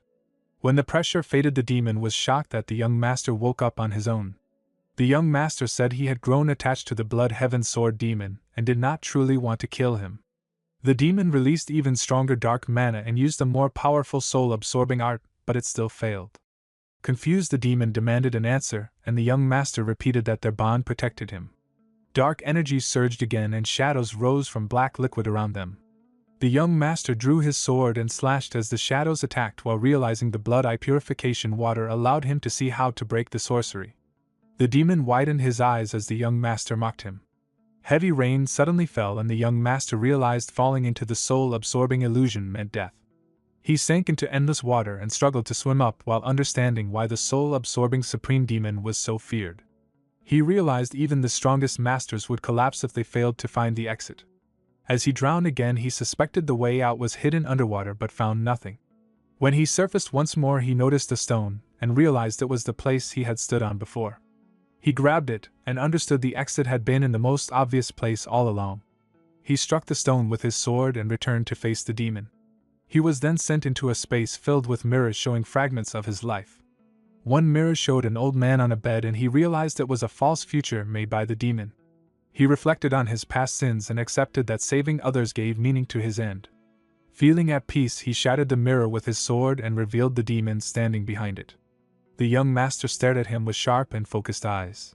The supreme demon was shocked that the young master solved the mirror trap and explained that breaking the wrong mirror would trap him forever.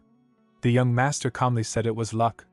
The demon refused to believe luck alone and accused him of mastering the 9 calamities demonic art and being chosen as a secret successor. The young master knew the demon misunderstood and realized this art was the only way to resist his sorcery along with the eye purification he had used. The demon cursed the cult leader for using his own child as a weapon and accused him of betrayal.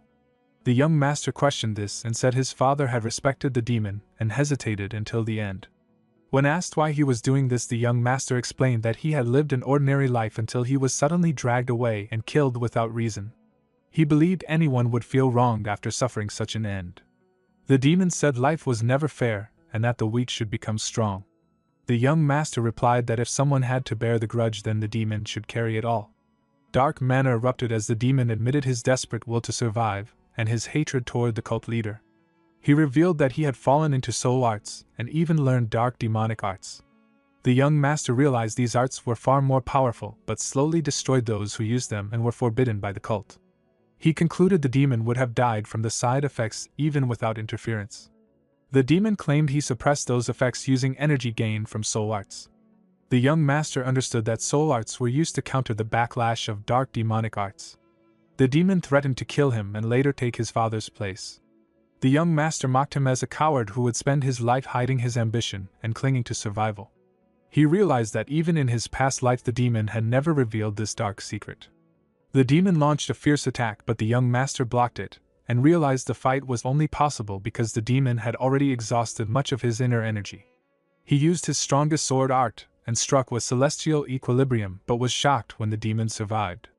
The demon counterattacked, and the young master barely escaped using flicker step. He rushed forward again, but the demon defended with a shield and rained mana beams on him. The young master endured the assault and acknowledged the power of the demonic arts before striking back with flaming heavens and splitting the demon in two. He pointed out the demon lacked real battle experience with such arts. When questioned about not using the 9 calamities demonic art, the young master said it was unnecessary. The demon warned him that such confidence would lead to death. The young master followed with azure heavens and struck again, but realized that even this was not enough to finish the demon and understood that he had truly become a monster. The young master realized the demon would not die unless his hidden core was destroyed and sensed its dangerous location. A fierce wind gathered as he leapt forward and drove his sword straight through the demon. A violent energy blast followed and the young master crashed to the ground while coughing blood. The demon questioned how it was possible and collapsed to his knees. The young master explained that he had used a combination of Death Step and the 8th form of the soaring sword art. The demon was shocked that he knew the 4 strides of the wind god. The young master realized this hidden technique was the reason he survived the battle. As the demon faded, he promised revenge in another life. The young master calmly wished him a long and full life if he were reborn and noted that no curse was left behind. Soon after they were both returned to the room. The scene shifted to the blade man, who complained about how long the young master had taken, and teased him about making the snacks himself. The young master offered him a drink and invited him to enjoy the night despite his complaints about stamina. The blade man noticed the young master was in a good mood, and the young master admitted he was happy to see him again after a long time. They spoke about the investigator who had honestly refused to give his life, and the blade man said he liked that honesty. The young master said such words could change a person's life and showed his habit of caring for everyone. The blade man joked about him taking care of even the lowest workers and said he had never met anyone like him. The young master said the cult would become something new and better even if it lasted only one generation. Moved by his words, the blade man asked him to pour a drink. The young master poured a drink and dedicated the first cup to his left guardian. He thought the blade man had truly decided to follow him with all his heart. The blade man jokingly asked which guardian rank was higher and wanted the top one. The young master laughed and complimented him, making the blade man demand he say it clearly to his face. They laughed together, teasing each other like old friends. The scene shifted to the next day at the Heavenly Demon Hall, where the young master stood before his father, who asked how he had killed the soul-absorbing supreme demon. The young master asked his father what he meant when he mentioned the demonic physician's report. His father said the demon likely died from energy deviation. The young master admitted he wished he could give an astonishing answer, but said he was not skilled enough to cause the demon's death that way. He thought about telling his father the truth but realized it would only burden him, and explained he had spent the night drinking with the sword demon as proof of his whereabouts. His father asked if they had killed the demon together, and the young master denied it, saying the demon's death was a punishment from the heavens. His father noted that the other supreme demons would soon react, leaving the young master to think that their shared lives meant they could not ignore this. The scene shifted to the North Heavenly Sword Clan, where Wuzhang welcomed him and offered to escort him to the Sword Supreme. The young master reflected that Wuzhang was likely the most shocked by the situation since the demon had died instead of him, and realized Wuzhang had indirectly caused the demon's death. The Flower Sword Supreme greeted him with a smile and invited him in. The young master bowed and greeted the Flower Sword Supreme, asking how she had been. She said she had been the same and asked about his trip outside the cult. He said it was a short break and returned. She complimented his progress and suggested a match, which he agreed to arrange soon. He gave her a small gift of flower seeds, and she was surprised since it was the first time anyone had given her seeds. Later they sat together, and she asked if he had heard about the death of the soul-absorbing supreme demon. He confirmed he had and said the demon likely died from energy deviation.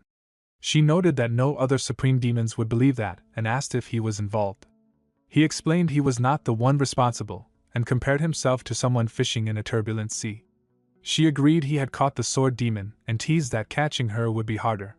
They discussed the unexpected death of the demon and how the West Illusion Fort would face turmoil with a succession battle soon. The young master thought the soul-absorbing supreme demon had 5 disciples and that the most outstanding would inherit his position. He asked the Flower Sword Supreme whom she would support. She asked why he was curious, and he said it would be better if someone from their side took over. She agreed she could share allegiance with a dueling friend. Later that night the young master sat cross-legged in his room when Blade Man arrived asking for liquor. Blade Man was angry that he had been excluded from the Supreme Demon meeting. The young master realized only the Supreme Demons had gathered and asked what had happened. Blade Man explained no one spoke to him, and they suspected he and the young master had conspired to kill the soul-absorbing Supreme Demon. The young master reassured him they had not, and Blade Man said everyone believed the young master was responsible. They exchanged intense looks and the young master thought the Blood Heaven Sword Demon must have seen the truth in his eyes. Blade Man asked if he truly trusted him, and the young master confirmed it. Blade Man reminded him he was also one of the 8 Supreme Demons, but the young master said he was his left guardian all the same. The Blade Man warned the young master that trusting others too easily would lead to betrayal. The young master replied that his trust was based on everything they had shared.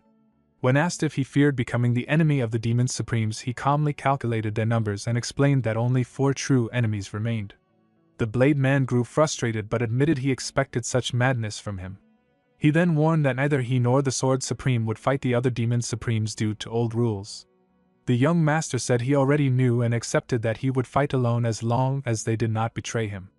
The Blade Man said betrayal came from circumstances, and told him not to trust him. The young master replied that he would shape the circumstances to prevent betrayal and asked for his help. Realizing his resolve, the Blade Man cursed him for risking his life and warned he would die if he failed. The young master calmly said he would be careful.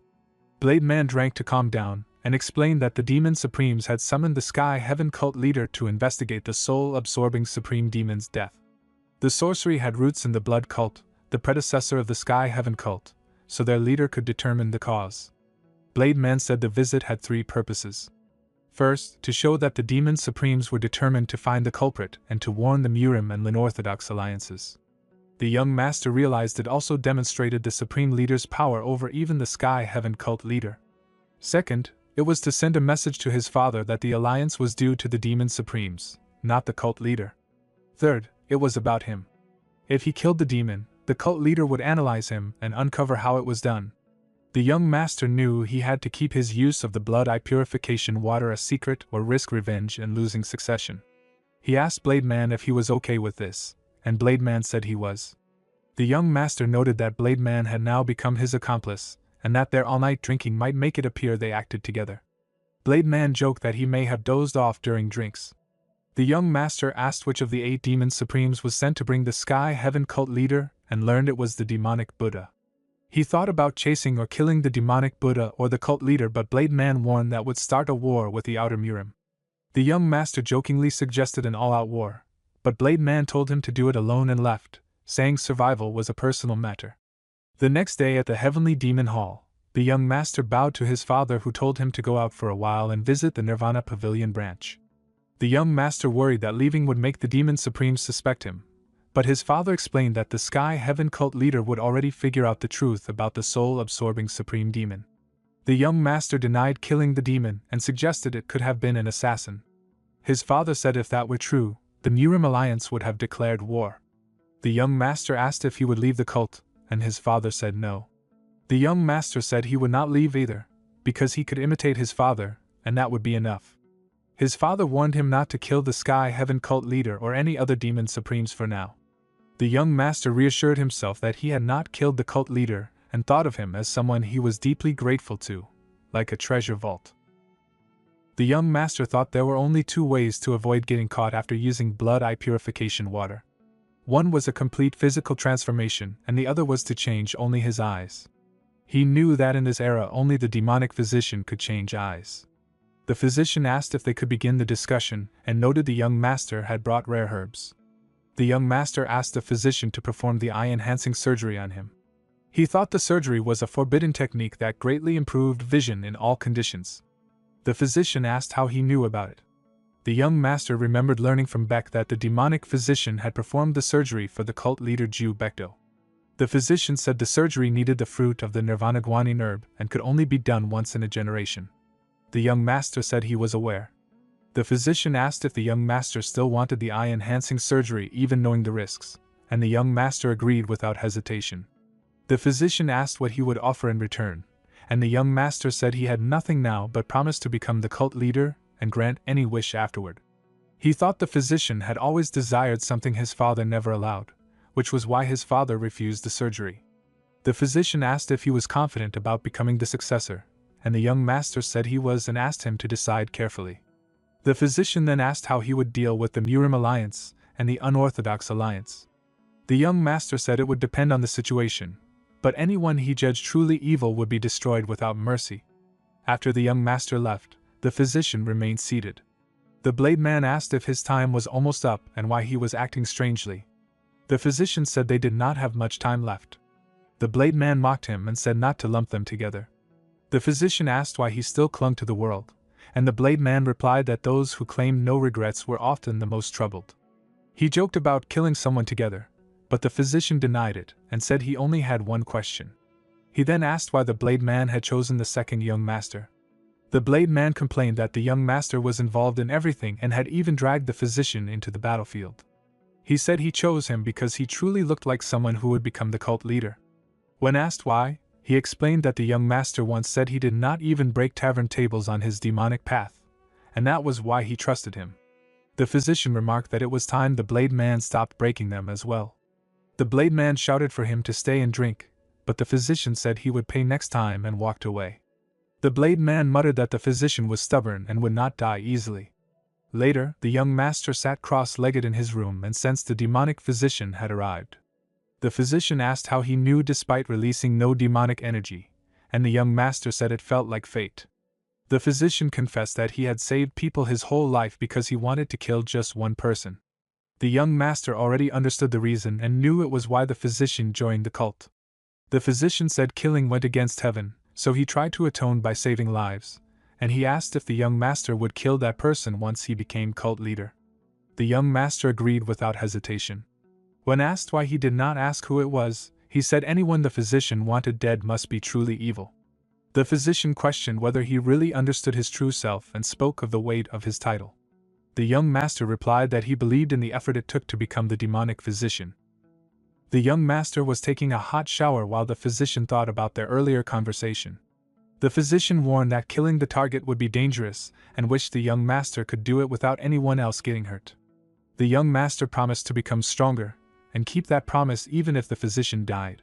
He said he would whisper that the sword came from the physician when he struck. The physician checked on him, and the young master felt great.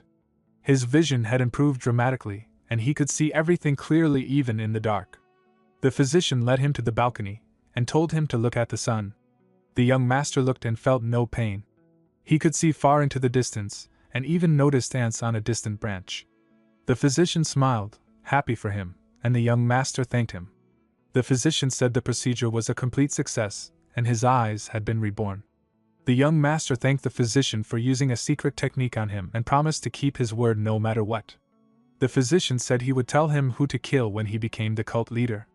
The young master thought about how the eye surgery had erased traces of the blood eye purification water, and realized his fate was intertwined with the Sky Heaven cult. He silently thanked the Sky Heaven cult leader.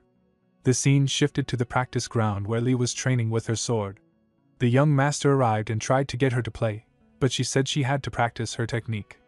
She trained 60 times a day and needed the evening session of 20 times.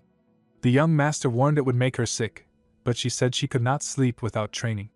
He offered to let her skip, but she insisted on finishing. He asked how many repetitions were left, and she said 8, warning that interruptions would make it take longer. He corrected her stance and left to train his heavenly demon defense art. As he practiced, he felt the depth of the art and connected with it like a living, breathing martial art. Lee stood near him after finishing her training and said she was done with all 20 sets. The young master suggested going out to drink, and she complained that she was starving.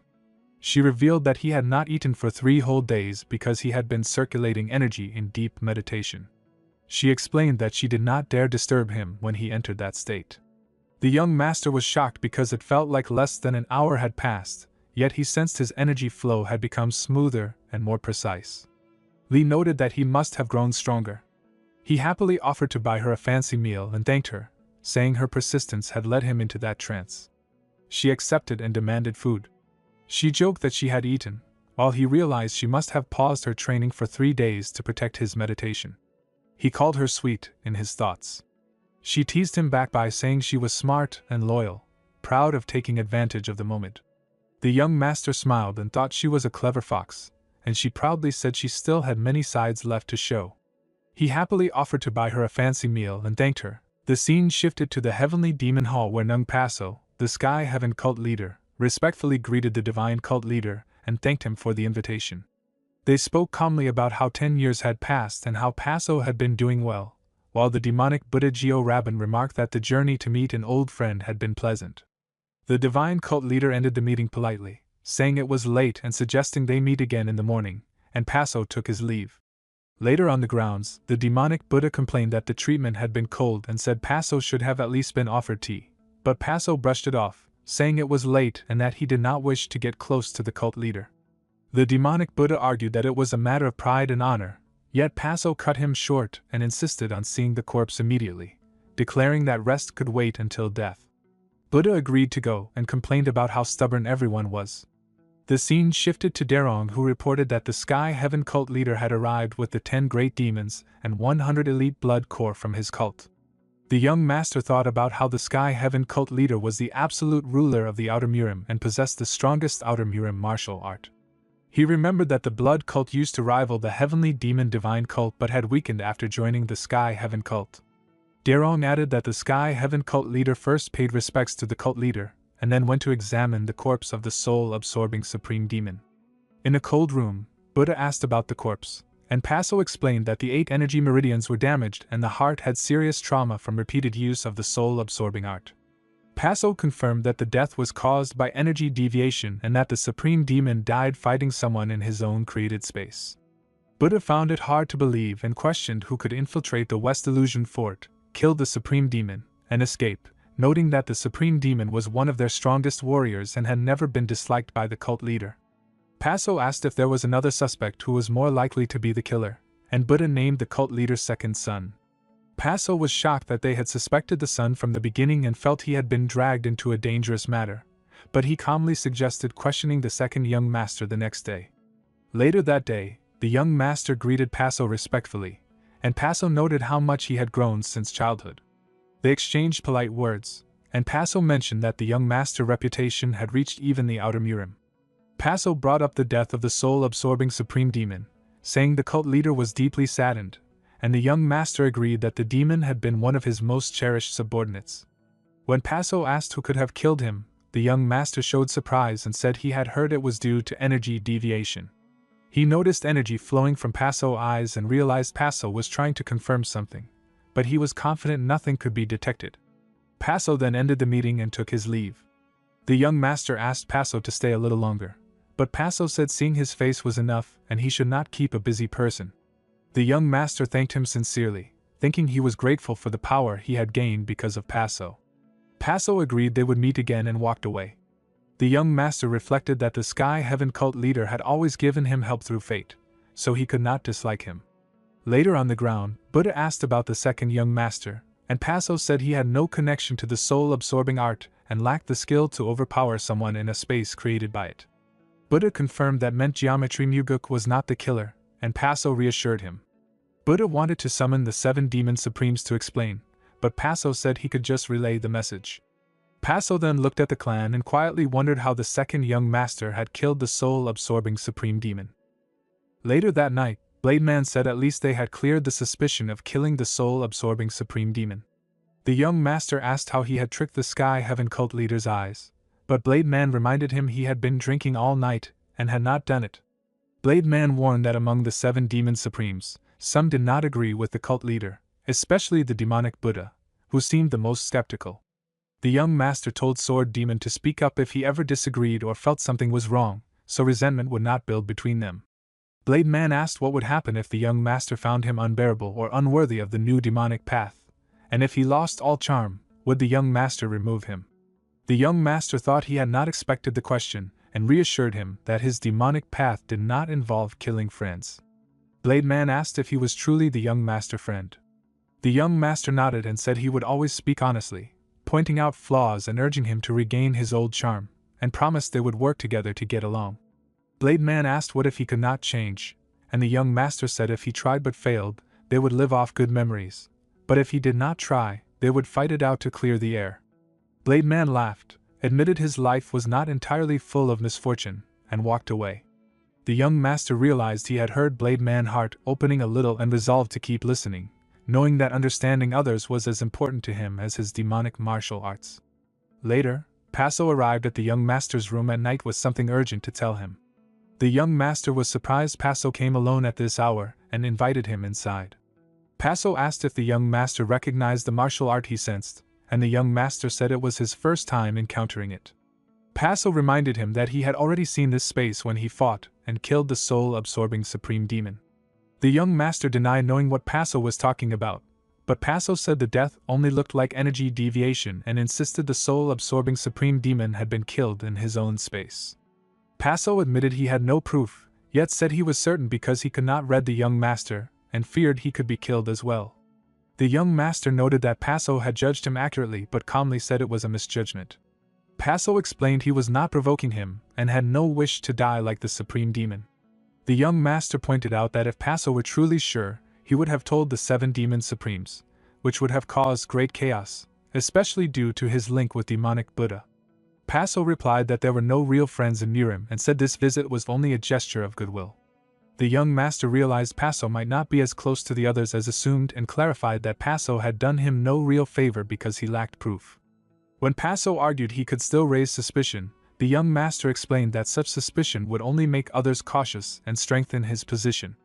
He concluded that Paso had actually hindered him and said that if Paso wished to offer a favor, it should be a real one. He knew demonic path, and if he lost all charm, would the young master remove him? The young master thought he had not expected the question and reassured him that his demonic path did not involve killing friends. Paso asked for an opinion and the man reacted with anger and curses, mocking death and fate. Paso replied calmly and warned him about using informal speech, then questioned his bad mood. With a snap of his fingers, they moved to a grassy place under a fake sky, where the man complained and showed his longing even for false freedom. Paso reflected on why he tolerated the man's rudeness, remembering his sharp mind, valuable advice, lack of fear toward death, and mysterious will to keep living. He then mentioned that he had shown goodwill to the second young master but received further demands, and asked if the man truly believed the second young master would become the heir. The man answered that anyone who killed the soul-absorbing supreme demon deserved to be the heir, though he doubted such a feat was possible for someone so young. Paso admitted that the second young master was powerful and said he could not deny his fear, since a man who could kill a demon supreme could kill anyone. He explained that this fear was one reason they had to restrain him. The man pointed out that the leader of the heavenly demon divine cult already knew the truth and was staying silent on purpose. Paso questioned this, but the man insisted that an extraordinary leader stayed quiet only when preparing something big. Paso guessed it might be to unify the Central Plains, but the man said the true aim was unclear. He explained that the death of the soul-absorbing supreme demon was either an order or something the heavenly demon allowed, since that demon was the most troublesome of the 8 demon supremes. He reasoned that the heavenly demon intended to replace the 8 demon supremes with loyal subordinates, starting with his own son. He warned that once this happened, the heavenly demon would either use them as the front force or erase them before starting a war with the Murim Alliance. He concluded that a great change was coming, and those who failed to sense it would die, just like the isolated soul-absorbing supreme demon. Paso asked if they should choose the heavenly demon, and the man answered that the heavenly demon would surely win because he never fought a battle he could not win. He advised Paso to side with the second young master at all costs, and to gain his favor with a gift that Paso least wanted to give. After saying this was enough advice, the man enjoyed looking at the sky, but Paso sent him back to the dark room despite his desperate protests, and walked away. Later that night, Paso met the young master again and asked him to walk instead of talking inside. They stood on a quiet cliff, and Paso spoke about the desolate place being his hometown. The young master said he liked the silence, and Paso promised to invite him someday. Paso then admitted he had not yet shown true goodwill and presented a martial art that could create a separate space. He explained that it was a rare demonic art used only by masters of the blood cult, and was called the space-time transference illusion art. He added that with the death of the soul-absorbing supreme demon, he was now the only one who could properly use it. Paso explained that the separate space could save a life in a crisis by erasing the user's presence from the world. The young master realized it was a perfect escape art and thought about how many rare items and techniques he had already gained, sensing a deep connection with Paso. He then asked what Paso truly wanted. Paso said he no longer wished to remain trapped and wanted to step into the Central Plains. He offered the space-time transference illusion art in exchange for help with that first step. The young master replied that such a decision was not his to make and that it required approval from both the cult leader and the demon supremes. Paso agreed and explained that this was why he was entrusting him with the secret manual. He clearly stated that in 2 days he planned to negotiate with the cult leader for entry into the Central Plains and wanted the young master to stand by his side and help persuade him. He promised to give the manual no matter the result if the young master agreed. The young master found the offer shocking and felt it was closer to a gift than a demand, but he said the approach was wrong since his father would never allow the Sky Heaven cult to enter the Central Plains. When Paso asked what should be done instead, the young master reasoned that if the cult was not to be destroyed, it was better to keep it close and under watch rather than let it become a threat later. He then asked if the manual was enough to hear the answer, and Paso nodded and handed it over, saying it was enough. The young master realized that Paso had come fully determined to win his favor and warned that he could take the manual without offering a solution. Paso replied that doing so would ruin their relationship forever and even make the path to cult leadership impossible. The young master then explained that for the Sky Heaven cult to enter the Central Plains, Paso had to interfere in the succession dispute of the West Illusion Fort. He said the disciples of the fallen soul-absorbing Supreme Demon would need support, and that Paso should choose a successor who truly believed in him and was willing to learn. Later that night, Paso felt drained after giving away something precious and admitted he had passed the space-time transference illusion art to the second young master, still unsure if it was the right choice. The man calmly said Paso had done well, which surprised him and made him uneasy. Paso suspected an outburst would come later and asked if the man even understood the proposal. The man replied that the young master must have asked Paso to intervene in the West Illusion Fort succession dispute.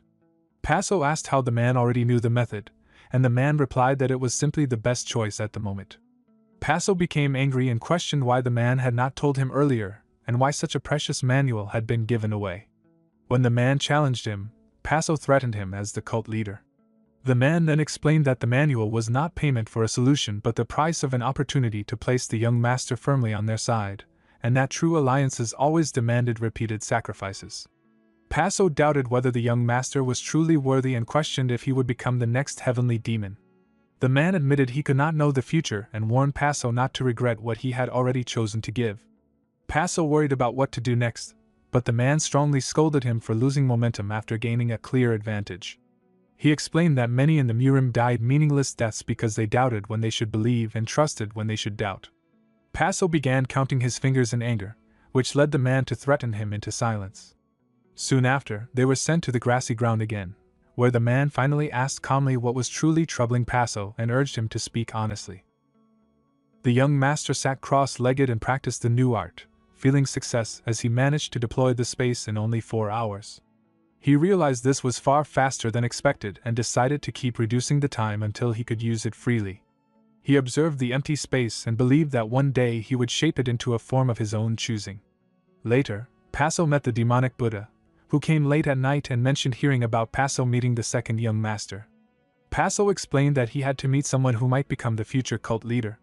The Buddha insisted that the first young master would be the successor, but Paso argued that the situation was not so clear, pointing out the second young master's rise as Nirvana Pavilion Master.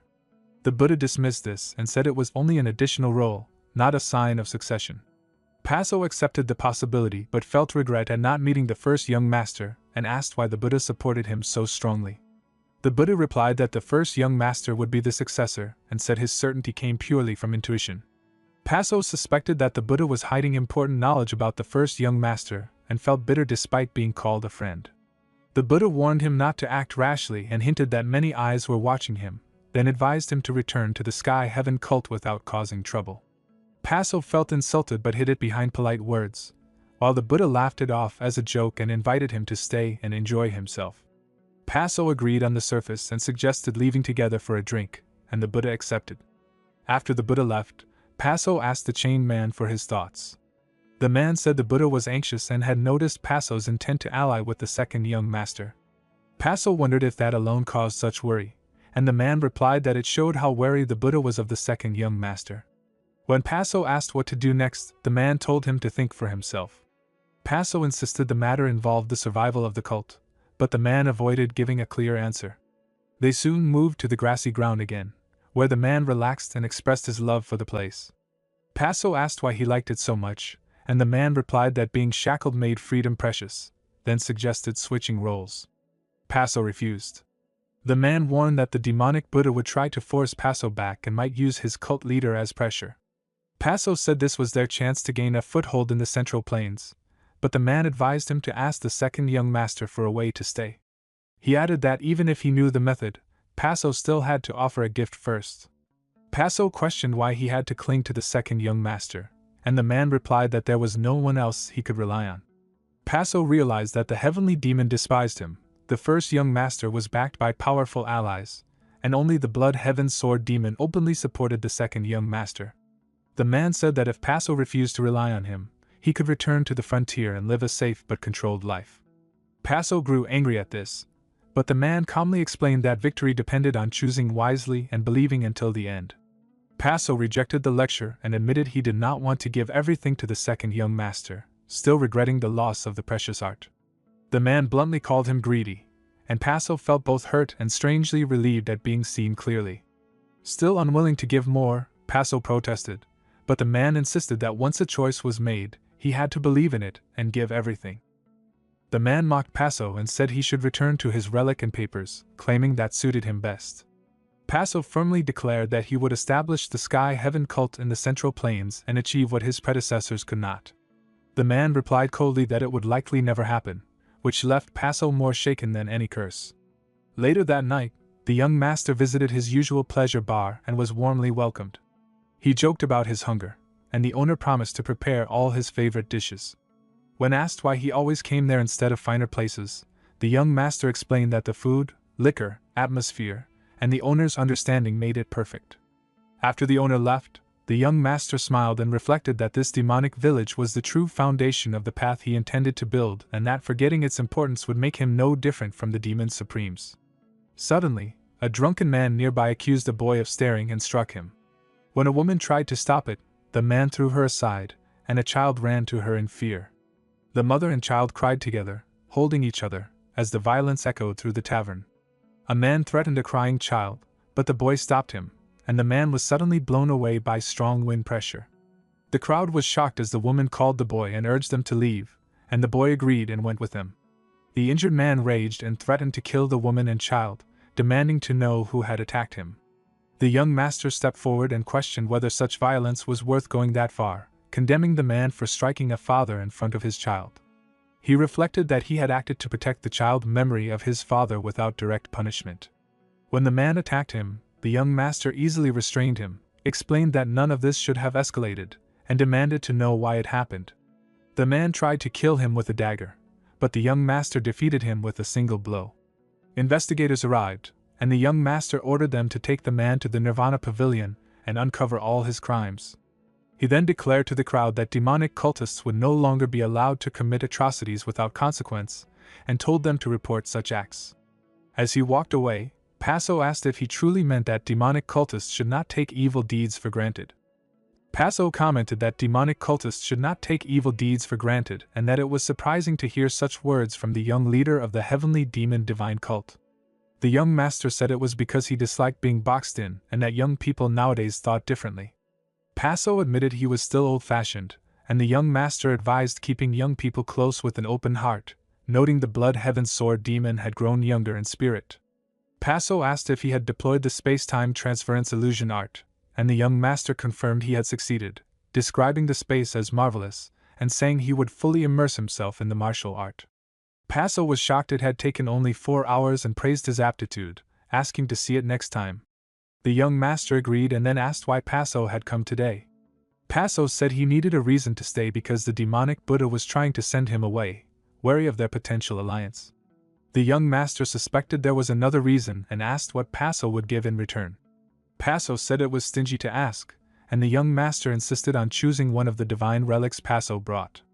Paso called him insane, and the young master countered that Paso was the one being reckless by invading the Central Plains amid chaos after a demon supreme had died. Later that night, the young master was surprised that Paso had accepted his proposal and offered him a divine relic to form an alliance. He asked about a bound man, and Paso explained he was guarding the Thunder Bell. The young master noticed the man's gaze was not like a normal subordinate and that he had ignored the Sky Heaven cult leader, suggesting he was more important than he appeared. Paso warned him not to choose the Thunder Bell or the Blood Flame. The young master saw the famous Thunder Bell and felt a strange presence within it. Paso told him to go ahead and choose, and the young master pointed to a box with an eggshell, feeling drawn to it. The shackled man used a whispering technique to influence the cult leader's decision, which surprised the young master. Paso revealed the eggshell contained the Blood God Pill, a legendary elixir of the Outer Murim. The young master realized Paso had saved it for him. Paso agreed to give him the pill but said the young master must first show how he could keep him in the heavenly demon divine cult. Without hesitation, the young master ate the pill while explaining the method, and Paso was shocked as red aura flared around him. Paso clenched his teeth and thought about killing the young master after seeing him swallow the Blood God Pill. The shackled man urged him to kill the young master and start a full war, but Paso hesitated and finally sat down instead. The man mocked him and said Paso would not kill him because the young master was far sharper than expected and had already judged him completely. He explained that such a person would surely give the right answer and that the method would become clear once the energy circulation ended. Paso demanded to know the answer, but the man refused, saying Paso's face would reveal it. The man added that no gambler could hide his expression before the successor of the Sky Heaven cult. Paso complained that the young master was acting too familiar, but the man advised him to give everything to the young master, saying it would not be a loss. When Paso questioned what he would gain, the man said he would finally be able to live in the Central Plains, which had always been his dream. He concluded that the young master intent to swallow everything at once showed he meant to keep that promise. Paso feared that if the young master broke his promise, they would end up ruined, but the shackled man said he would still support him even in poverty. Paso worried the young master might lose the succession struggle and die, and the man replied that betting fate meant gaining everything or losing it all.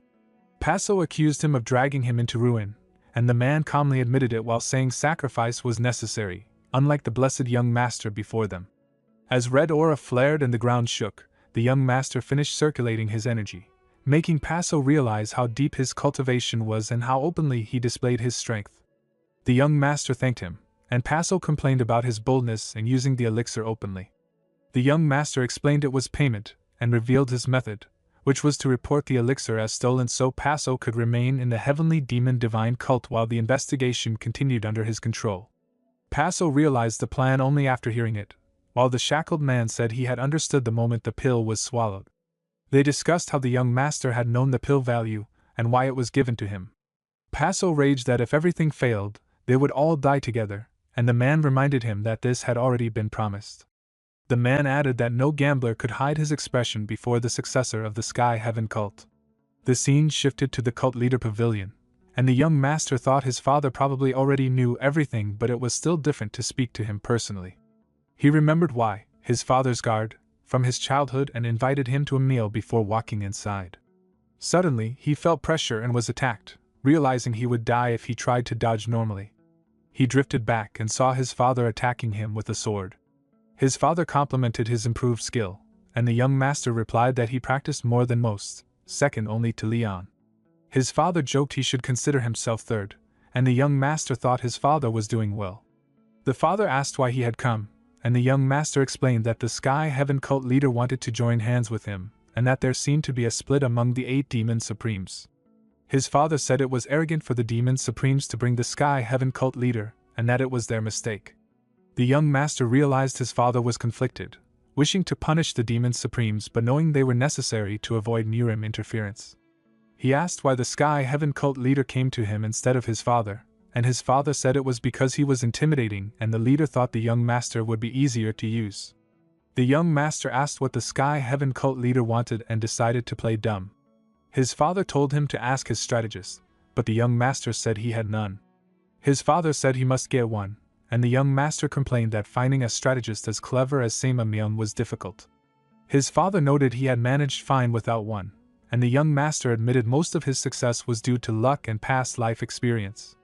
He asked again what the cult leader wanted, and his father said he dreamed of advancing into the Central Plains. The young master thought back to his previous life, remembering that the cult leader never entered the Central Plains and died outside it, but now his fate could change. His father explained that the blood cult of the Outer Murim always desired to enter the Central Plains. The young master realized why the cult leader sought him and reflected that sometimes it was better to ask his father even when he already knew, out of respect. His father invited him to sit and eat before leaving, and he nodded in agreement. Later in the evening, the young master sat facing the demonic Buddha, who said he had come because his friend Divine Relic had been stolen and asked if thieves were truly responsible. The young master questioned what he meant by true, while Buddha said it was hard to believe thieves existed within the cult. The young master replied that it was even harder to believe the Sky Heaven cult leader staged it himself. Buddha warned that if thieves were real, the cult reputation would suffer and suggested quietly sending the Sky Heaven cult leader away. The young master realized Buddha was testing him and believed the incident was staged with his help. He said the Sky Heaven cult leader would not listen to him since he was only a pavilion master. Buddha replied that the leader believed the young master would become the successor, which was why he had come to greet him. The young master sensed Buddha was watching his reactions but could not read him. Buddha insisted they must send the Sky Heaven cult leader back for the cult's sake, but the young master refused. He argued that keeping him inside the cult was safer, since he would not dare speak freely and could be quietly pressured to stay silent if he wanted his divine relic found.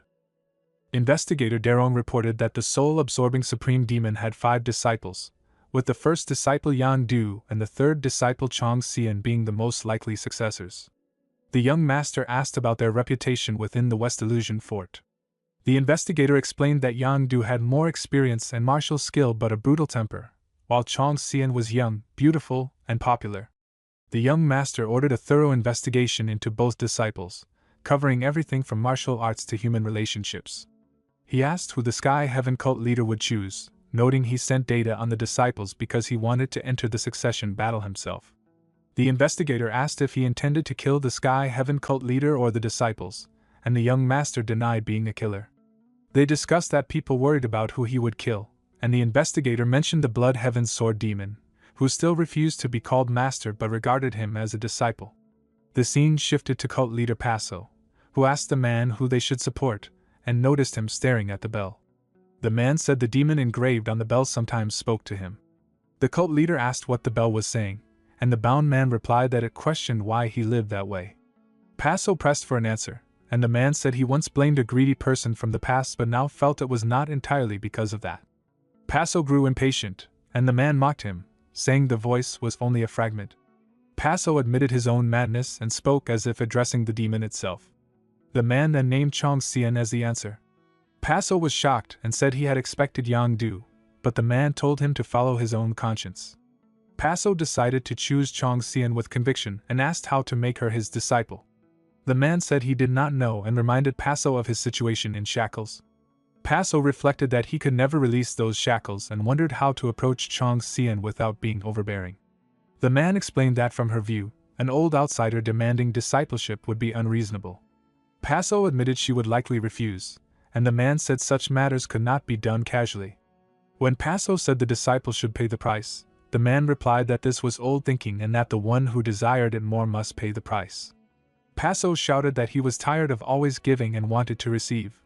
He demanded that she bring the sacred treasures to fill his vaults, and kneel all day in the courtyard to plead.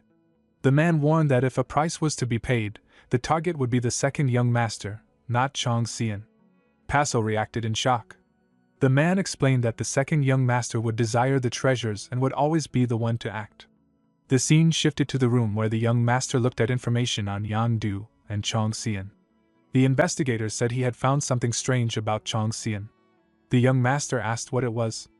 The investigator explained that Chong Xian had met Sao Wuzhang several times, though they seemed unconnected. The young master realized that Sao Wuzhang had tried to kill the Flower Sword Supreme using soul-absorbing arts but had died, and that Chong Xian must have been behind it. He concluded that Chong Xian and Sao Wuzhang had been dating. The investigator asked how he knew. The young master thought that only Chong Xian could have leaked such important information and acted as she did. He stood up and walked away. The investigator asked where he was going. The young master said he was going to get some sacred treasures. Cult leader Paso thanked the young master for the material he sent. The young master asked if he had found a way to join the battle for the West Illusion Fort's successor. Paso said not yet. The young master urged him to hurry before the Demon Supremes chose the successor themselves. Paso explained that he was trapped and could not easily meet the successors. The young master understood. Paso asked who he should take as a disciple. The young master said Chong Xian, and noticed Paso was not surprised, thinking they had already reached the same conclusion. Paso agreed that Chong Xian was suitable but said they could not persuade her. The young master offered to make Chong Xian come to Paso directly and personally asked to become his disciple, promising to prepare her meal himself. Paso said that would be enough. The young master asked for one divine relic in return. Paso called him shameless. The young master explained it was just the natural order and that people should be fairly compensated for their work. Paso said he was from that era. The young master said he belonged to the present era and would bring results worthy of a divine relic. The leader agreed to the young master's proposal. The young master thought the man in chains had convinced him. He said his responsibility ended once Chong Xian asked to become the leader's disciple and that raising her to Demon Supreme would depend on the leader. The leader joked that he would likely return for another relic. The young master said he would if he could and then took his leave, bowing to the shackled man. The scene shifted to the northern Heavenly Sword clan. Wuzhang welcomed the young master, who asked how he had been. Wuzhang said he was fine. The young master thought that even after failing to use the soul-absorbing supreme demon to drive him out, Wuzhang showed no resentment. He planned to use Chong Xian as bait. The Flower Sword Supreme invited him in. The young master said she looked younger than before.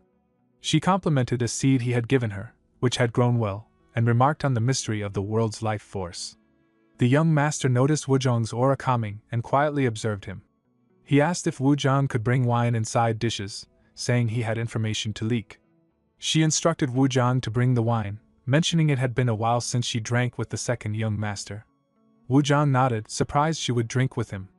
While outside, Wuzhang heard the young master say that the likely candidates for the next soul-absorbing supreme demon were the first disciple Yang Du and the third disciple Chong Xian. She commented that Yang Du seemed the stronger contender. The young master said Chong Xian still had options. He explained that the martial arts of the Sky Heaven cult leader and the soul-absorbing supreme demon shared the same origin. If Chong Xian could learn from the Sky Heaven cult leader, she would have a chance to win. The Flower Sword Supreme asked if the leader would accept her. He said he would, because taking her as a disciple would give him a reason to stay in the Central Plains. She agreed. He warned that if Chong Xian did not become his disciple, Yang Du would take the position and she would lose her chance. Wuzhang entered with the tray and left. The Flower Sword Supreme asked why he brought this up. The young master revealed that Sa Wuzhang was in a relationship with Chong Xian. She said she had no idea. He explained that Sa Wuzhang was ambitious and might manipulate her, and that he had found a use for this information. She thanked him and said she would be cautious but continue as usual. The young master promised to repay her with what the demon supreme desired and said they would cross swords again. She said she looked forward to it. Later that night Chong Xian asked why Wuzhang had come first. Wuzhang said he had missed her very much that day. Wuzhang asked Chong Xian if she had been busy lately. She said people suggested she become a demon supreme, but she did not think she could defeat her senior brother. He told her she must become the demon supreme because if her senior brother took the position, he would not let her live. The moment she was a candidate, she was already on the dueling platform where life and death decided the outcome. She said it would be impossible because he was stronger.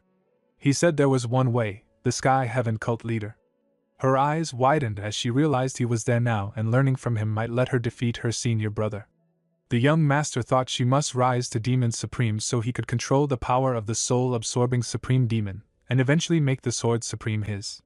The scene shifted to Paso, who complained that the food and side dishes for his subordinates had worsened, with smaller portions, mostly fat, and cheap wine.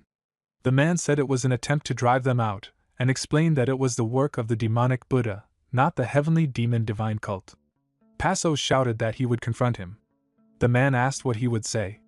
Paso said he would demand the food back and roll on the floor crying about such cheap behavior. The man told Paso to have a safe trip, but Paso angrily complained that the second young master was too slow and had failed to give him a solution. The man told him to be patient, and said true followers would remain loyal even if they starved. Paso argued that hunger would still cause complaints and hatred, creating discord. The man said only those who endured such chaos would remain. A servant then announced that Chong Xian had arrived. Paso was shocked as she entered and greeted him with deep respect. He said he had heard she was the greatest necromancer of the West Illusion Fort. She humbly denied it, and explained that her late master had told her their martial arts came from the blood cult. Paso agreed and asked why she had come. She asked him to accept her as his disciple. Paso was stunned and muttered that the second young master was insane, while the man said that was why they needed him. Paso complained about the divine relic, and the man told him to broaden his patience. Chong Xian worried about being rejected, but Paso said he wished to see blood cult demonic arts shine in the Central Plains, though he was unsure her cult leader would allow it. She calmly said her cult placed no limits on such bonds and that it would strengthen the West Illusion Fort. Paso warned that her senior brother would oppose it. She said it did not matter and begged to learn how to defeat him. Paso warned that her senior brother might die. She replied that she could not simply die instead. Paso saw the ruthless madness in her eyes and thought the next soul-absorbing supreme demon might be worth watching. Chong Xian then walked outside. Paso thought Chong Xian had more backbone than he expected. The man agreed. Paso decided she was worth taking under his wing and admitted he was drawn to her subtle, ambitious nature. The man warned that her hunger could even devour her own master. Paso said that was what made her good. He noticed the man seemed in a good mood. The man asked if he should curse to make him feel better, but Paso refused. They discussed how quiet the heavenly demon divine cult leader had been. The man said he would stay quiet because the second young master must have already met his father and settled matters. Paso was surprised. The man explained that success and failure came down to meticulousness. Paso asked why he praised the second young master so highly. The man said if he did not like it, they could leave for the blood cult and avoid praising him. Paso shouted at being called unlucky, and the man said it was because he kept walking a path of misfortune. A servant reported that the cooks had prepared meals for their warriors and left, sent by the second young master with top-grade ingredients. Paso looked surprised and realized this was an example of meticulousness. The man said it was remarkable for someone so young to achieve so much, and that they might be witnessing the birth of an unprecedented figure in the Murim. The cult leader complained that he was losing all his sacred treasures. The man told him to see it as being used for a great cause. The leader said he did not want to be a tool for someone else's success. The man said to be the protagonist, one must work as diligently as the second young master. The leader insisted he had worked hard.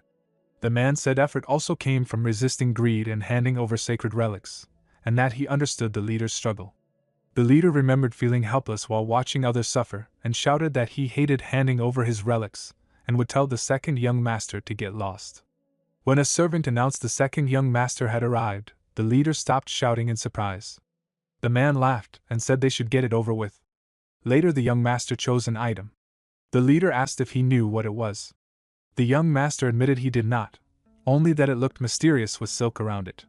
The leader explained it was the supreme heavenly silk, a legendary treasure that could not be cut even by sword strikes, could block enhanced sword energy when layered, could protect arms, legs, or the heart, blocked cold, resisted fire, and only a few weapons in the Murim could cut it without enhanced sword energy.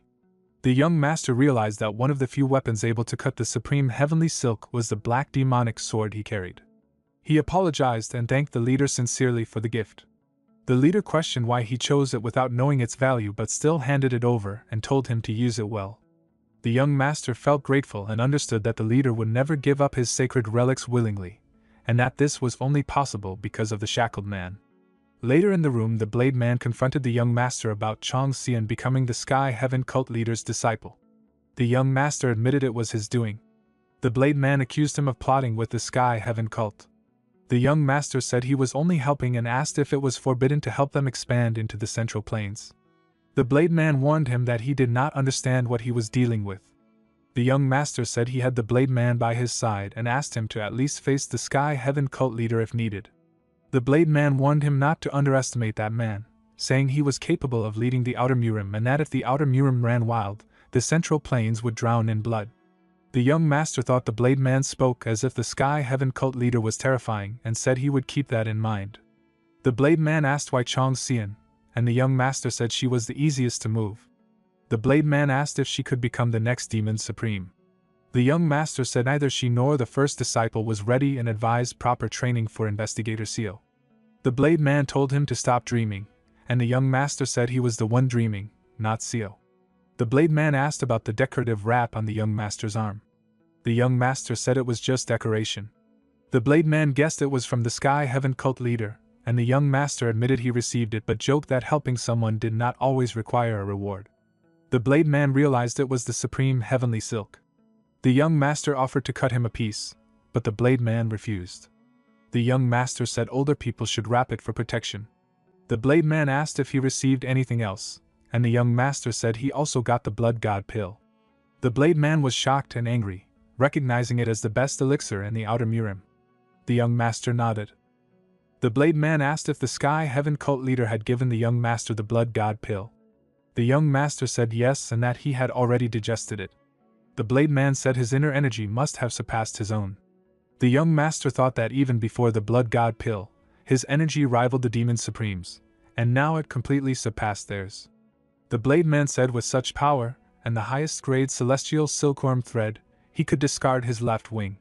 The young master said his wing was part of his body and could not be replaced. The Blade Man said when the body dies, the wing would find a new one. The young master teased if he was jealous, and the blade man shouted it was just precaution. The blade man then left, saying he did not care even if he was just a dragonfly's wing. The young master smiled. When the investigator announced the Flower Sword Supreme had arrived, the blade man asked if the young master summoned him to meet her. The young master said he did not arrange it and called him rude. The blade man said she would not be happy to see him, and the young master said it did not matter since he never cared about others' feelings. The Flower Sword Supreme was surprised and asked if the meeting was arranged on purpose. The young master denied it and told them to have a seat. She said she came to tell him something. The blade man said he would leave and told her to talk. She said he could stay and explained that the demonic Buddha had asked her to support the succession of one of the soul-absorbing Supreme Demon's disciples. The young master thought the appointment of a new Demon Supreme was decided by the 8 Demon Supremes and required a majority vote. She reminded him he had said it would be best to support their own people as her sparring partner. The young master acknowledged he remembered. The blade man asked what sparring partner meant, and the young master said it was a long story. The blade man accused him of conspiring with everyone else, but the young master said he was his first wing and now looking for the right wing. She asked whom he supported, and he said Chong Xian. She agreed to support Chong Xian as well. The young master thought she trusted him completely, even allowing the Blood Heaven Sword Demon to stay, and thanked her. The blade man noted that made only 2 votes, and asked if he had secured others. The young master said not yet, and asked each of them to persuade one other Demon Supreme. The blade man asked what was in it for them, and the young master said he would benefit the most, which in turn would benefit them. She said she would try to persuade the others and hoped one might vote for Chong Xian. The blade man said the young master made it sound like he was useless. She agreed and they glared at each other. The young master thought they needed time to vent since either would truly harm the other. He thanked them for telling him about the demonic Buddha's request and for helping persuade the others. She dismissed it as not a favor and walked away. The blade man said he was leaving too. The young master thought that despite receiving divine relics and being called a sparring partner, the blade man showed no reaction. He told him he was always the highest priority. The blade man warned that persuading the other Demon Supremes would not be easy and walked away. The young master thought he was still the most dependable. The scene shifted to Paso, who shouted about the loss of front teeth. The man said they still had fangs and molars to fight or endure pain. Paso noted the man seemed delighted whenever a divine relic disappeared. The man said if his shackles were unlocked, he would probably start dancing. Paso admitted he feared it might all be a meaningless dream and wondered why he had given everything to the young master. The man pulled at his hair and said he was showing Paso how he had been charmed into giving up everything. Paso called him a crazy fool. Paso asked how Chong Xian could be made a Demon Supreme. The man explained that the existing Demon Supremes had to be convinced one by one and that it would require at least 2 divine relics. Paso realized this meant investing in the second young master. The man told him to stop relying on others and said that sometimes doing nothing brought the best results. He insisted the second young master would come and demand divine relics in exchange for helping Chong Xian. When a servant announced the second young master had arrived, Paso was shocked and complained that he had come to rob him again. The scene shifted as the young master congratulated Chong Xian on becoming the Sky Heaven cult leader's disciple and said he had news to deliver. He thought she would never know this all began with leaked information. Inside, he told Paso that the demonic Buddha was persuading other Demon Supremes to make Yan do the next soul-absorbing Supreme Demon. Paso cursed the demonic Buddha and realized this made Chong Xian's rise difficult. Unable to move freely himself, Paso asked the second young master if there was still a way to seat Chong Xian as Demon Supreme. The young master said there was a way to help Chong Xian become Demon Supreme, but it would not be easy. Paso asked what kind of way, and the young master said they would have to persuade the other Demon Supremes themselves, but the Blood Heaven Sword Demon and the Flower Sword Supreme were friendly to him. Paso hoped their help would be enough. Chong Xian asked the young master to help, and he warned it would not be simple and he might be deeply in debt to them. Paso promised they would never forget the favor, and the young master said he would do his best. Paso told Chong Xian to go train while he dealt with the young master. Paso asked if the young master wanted another divine relic, but he said no. Instead, he said he would treat Paso to a drink after everything was over and hoped it would be a victory toast. Paso agreed. The young master thought his true goal was to drink in the same place as the man with shackles. The scene shifted to Chong Xian practicing her sword techniques, and the young master noted that her soaring sword art had advanced tremendously. Chong Xian ran to the young master with a smile. He told her that once she learned the sacred poison purification technique, she could leave any time and live her own life. He offered her the choice to leave the cult and live peacefully as a hidden martial master. She said she was happier staying by his side and that being with him every day brought her joy. He sighed. The scene shifted to Paso.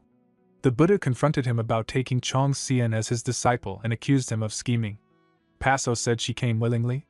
The Buddha said he should have sent her back and reminded him that the martial arts the demon sorcerers learned came from the blood cult. Paso asked if the Buddha now belonged to the blood cult and accused him of twisting words. The Buddha warned Paso that he was not in his own domain and explained that the other demon supremes might act unpredictably.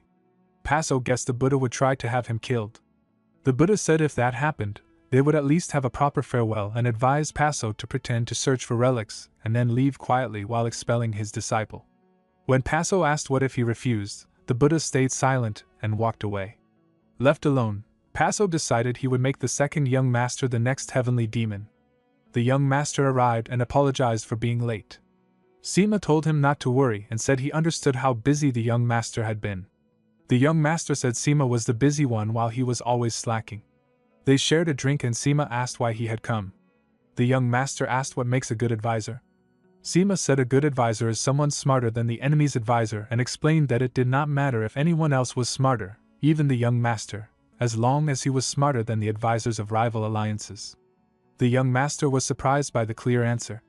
Sima said it might sound boring, but martial artists can improvise while advisors cannot, because one wrong plan could cause destruction.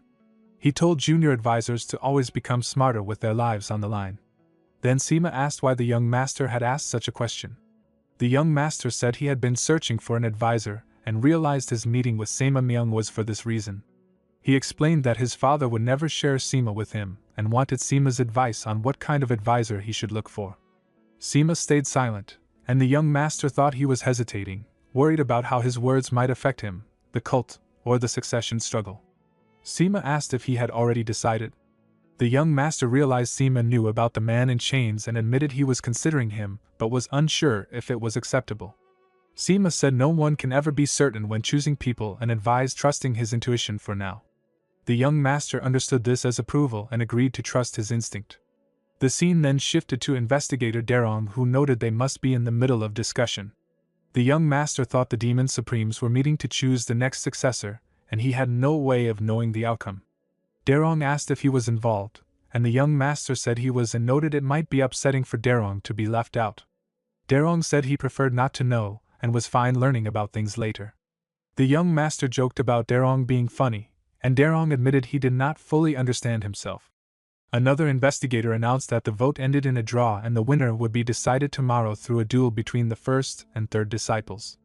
Derong asked who would win, saying he wanted to gamble at the marketplace. The young master told him to bet on Chong Xian, explaining it was really about the Sky Heaven cult leader's desperation. Derong said he would mortgage his house, but the young master knew he would not actually gamble. Derong smiled and left. The young master thought he owed his progress to the two elders. The scene shifted to the next day where the audience and elders gathered around the hall. Chong Xian stood face to face with a man who insulted her and accused her of replacing their master. She calmly said that using their master's name to justify himself was blasphemy. He shouted for her to be silent, and the fight began as red mana filled the area. The man raised his hand and summoned a huge creature from the ground, shocking the audience. The young master observed and realized again why the soul-absorbing supreme demon was feared, as their fighting style was hard to counter. The battle intensified, but Chong Xian tore the creature apart with ease. The young master told the cult leader that the match was decided. When the dust settled, the man asked in confusion about her final technique. She said it was a lethal demonic art taught by their master. He cursed her in rage and insulted her past. She smiled and said she would become a far greater soul-absorbing supreme demon than their late master and make West Illusion Fort the greatest among the 8 demons. Blood poured from his mouth and he collapsed. The audience stared in shock as he fell completely. Chong Xian walked to the stage, bowed her head, and introduced herself. The Blade Man declared that a new master of West Illusion Fort had been born. The crowd praised her, and she smiled as the judges watched. Later that night, the cult leader acknowledged the young master's arrival. The young master introduced the innkeeper from the pleasure inn and said he brought him to cook a warm meal instead of cold food. The innkeeper bowed and promised to put his soul into cooking. The young master joked that he would rather not eat his soul and told him to cook normally. The innkeeper agreed respectfully. The young master congratulated the cult leader on taking a demon supreme as his disciple. The cult leader said it would not have been possible without him. The young master replied that it was only because the cult leader had taught her well. The cult leader called it a shared victory. Later at the dining table, the young master asked if he had met his father. The cult leader said he planned to meet him within a day. The young master told him to stress that he would raise Chong Xian into a soul-absorbing supreme demon stronger than the previous one, as that would matter most to his father. The cult leader said he understood and thanked him. The young master then asked to offer a drink to the shackled man. The cult leader questioned why, and the young master said it was simply because he had seen him often and wanted to share a drink on a pleasant day. The cult leader said the man could not drink alcohol, but his eyes widened when the shackled man accepted. The young master realized the man had never once accepted alcohol from the cult leader before. He stood up, poured the drink for the shackled man, and drank a cup himself. The cult leader then mocked the shackled man by saying his specialty was his dog-like nose that could smell thieves of divine relics, and laughed while pointing out that his shackle looked like a dog collar. The young master noticed it was a clear insult, and that the cult leader gave no chance for correction, which became an opening created by his careless words. The young master walked to the cult leader and offered him another drink. As the cult leader drank, the young master realized that when it came to the shackled man, the cult leader could not hide his emotions, much like another demon who lost composure over someone precious. Later, the cult leader apologized to those present and said he was truly trying to make amends. The man stayed silent as the cult leader exploded in anger and scolded him for his behavior, claiming he had given him every chance and accusing him of betrayal for accepting another person's drink. The cult leader said this place would be the only world the man would ever see. The man finally bowed his head and admitted his short-sightedness, offering an apology. The cult leader realized that from this moment on, they would never be able to speak openly and honestly again. The scene shifted to the investigator practicing with his sword while the young master watched and recalled his past emotional moments. The blade man arrived and asked if the young master had come to watch his subordinate suffer. The young master replied that the man already suffered enough during the day and that he had no such twisted hobby. When asked why he came so late, the young master said he had something to consult about and invited him inside. Inside the room, the young master noticed many books and remarked that they did not suit him. The blade man said they were only decorations, but the young master said they did not suit him even as decoration. The blade man shouted that if he counted all the books he read in his youth, it would match the number of people the cult leader had killed. The young master calmly replied that in that case, he would have become a great scholar. The blade man asked what the young master wanted to discuss. The young master said he wanted to remove the shackles of a subordinate of the Sky Heaven cult leader. The blade man said that if he wanted him, the man must be capable and therefore valued by the cult leader. The young master admitted that this was the dilemma. The blade man asked if the cult leader knew about this, and the young master said he did not. He also said he had not spoken a single word with the man but believed their hearts were connected. The blade man found this difficult, and the young master asked him to teach a method. When the blade man suggested killing the Sky Heaven cult leader as the easiest solution, the young master refused. He said the cult leader was not a good man but not evil enough to deserve death. The blade man pointed out that the real reason was that the cult leader was his treasure vault, and the young master agreed it was partly true. He accepted being a villain and said he would carry the karmic burden himself. The blade man said hell was for people like him and told the young master to walk a gentler path. He then said that if the cult leader was not killed, the only choice was to make the subordinate come on his own. The young master admitted he was not confident because they had never spoken. The blade man advised him to give certainty by showing him his people. The young master understood at once and remembered his own subordinates. The blade man said that once he saw them, he would no longer be able to resist. The blade man asked why the young master was staring at him. The young master said it was the best advice possible. The blade man downplayed it, but the young master said that among his people, the blade man ranked first, so the advice was the best.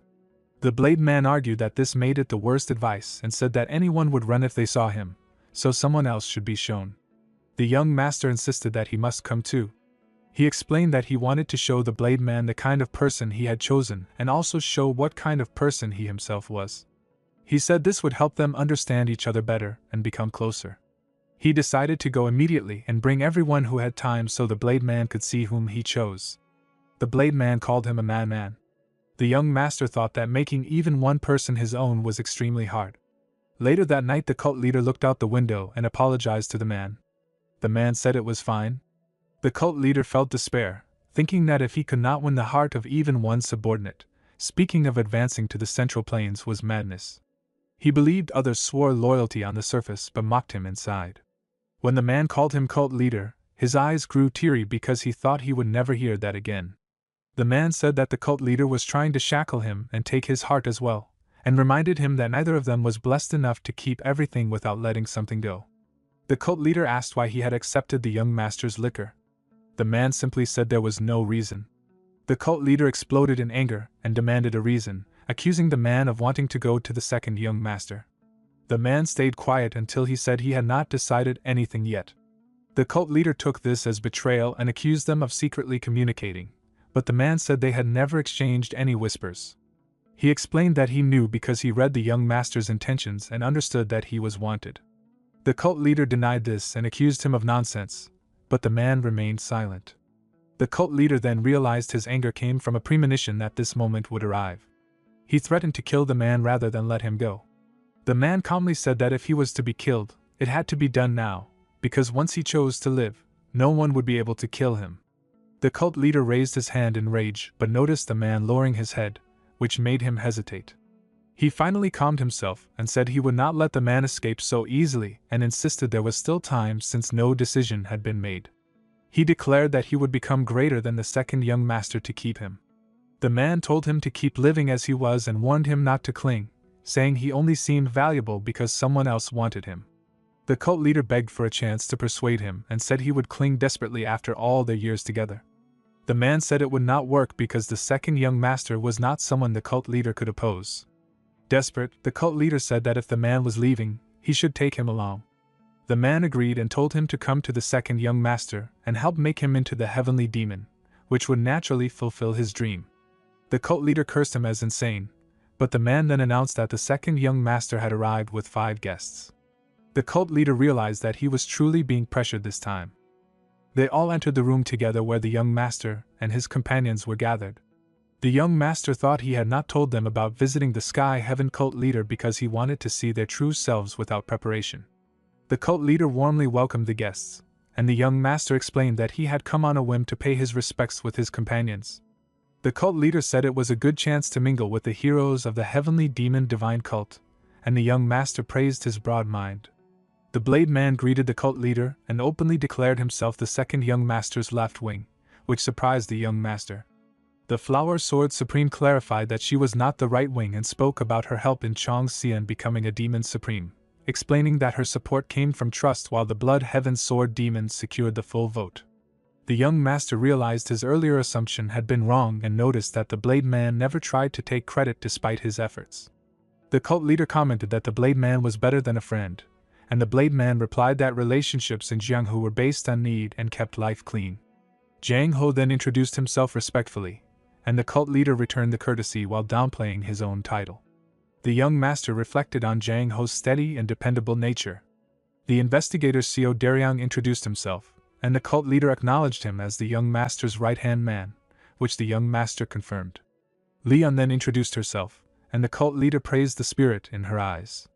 The young master declared Xiao Dariang as his right-hand man and Leon as his heart, clearly separating loyalty from sacrifice and revealing his view of leadership. The cult leader expressed envy and introduced his own right-hand man, the one wearing shackles. The young master noticed this was the first time the cult leader had done so and sensed a change between them. The Blade Man questioned why such a person was bound, and the cult leader said it was because the man would ascend if left unrestrained. The Blade Man replied that someone meant to ascend should be allowed to do so, but also acknowledged that such people were willful and not easy for humans to handle. The young master noticed how the Blade Man both advised the cult leader to release someone who should be sent off and praised the shackled man as a dragon meant to ascend. He thought that if the Blade Man had been younger, he might have taken him as an advisor. Later they all shared dinner, eating and drinking while talking freely. Leon asked if she could offer a drink to the shackled man, and the young master remembered how a similar moment had once caused a serious mistake. This time the cult leader smiled and allowed it, which made the young master realize that something had clearly changed. Leon poured the drink and spoke with the man about the thunder bell, saying that at first she protected the young master, but now he protected her. The man agreed and smiled. Leon then wondered if the young master truly wanted her to live her own life, or if he was trying to send her away because he disliked her. The man said that if he disliked her, he would never have called her his heart in front of everyone. Leon accepted this with a smile. The young master realized that Leon had sensed the true reason he brought everyone here. She joked that the young master teased her too much. The investigator explained that the young master worried deeply about his subordinates and did not want them to die, like a parent wishing their children to live well, and that this was why he was taught martial arts. The young master denied it and said he was training him to be useful later. The investigator replied that being used properly was sometimes better than serving an indecisive leader. They clinked cups and drank together. Leon asked why the investigator liked the young master so much, and he answered that it was because he was his right-hand man. Leon laughed, while the cult leader watched everything in silence.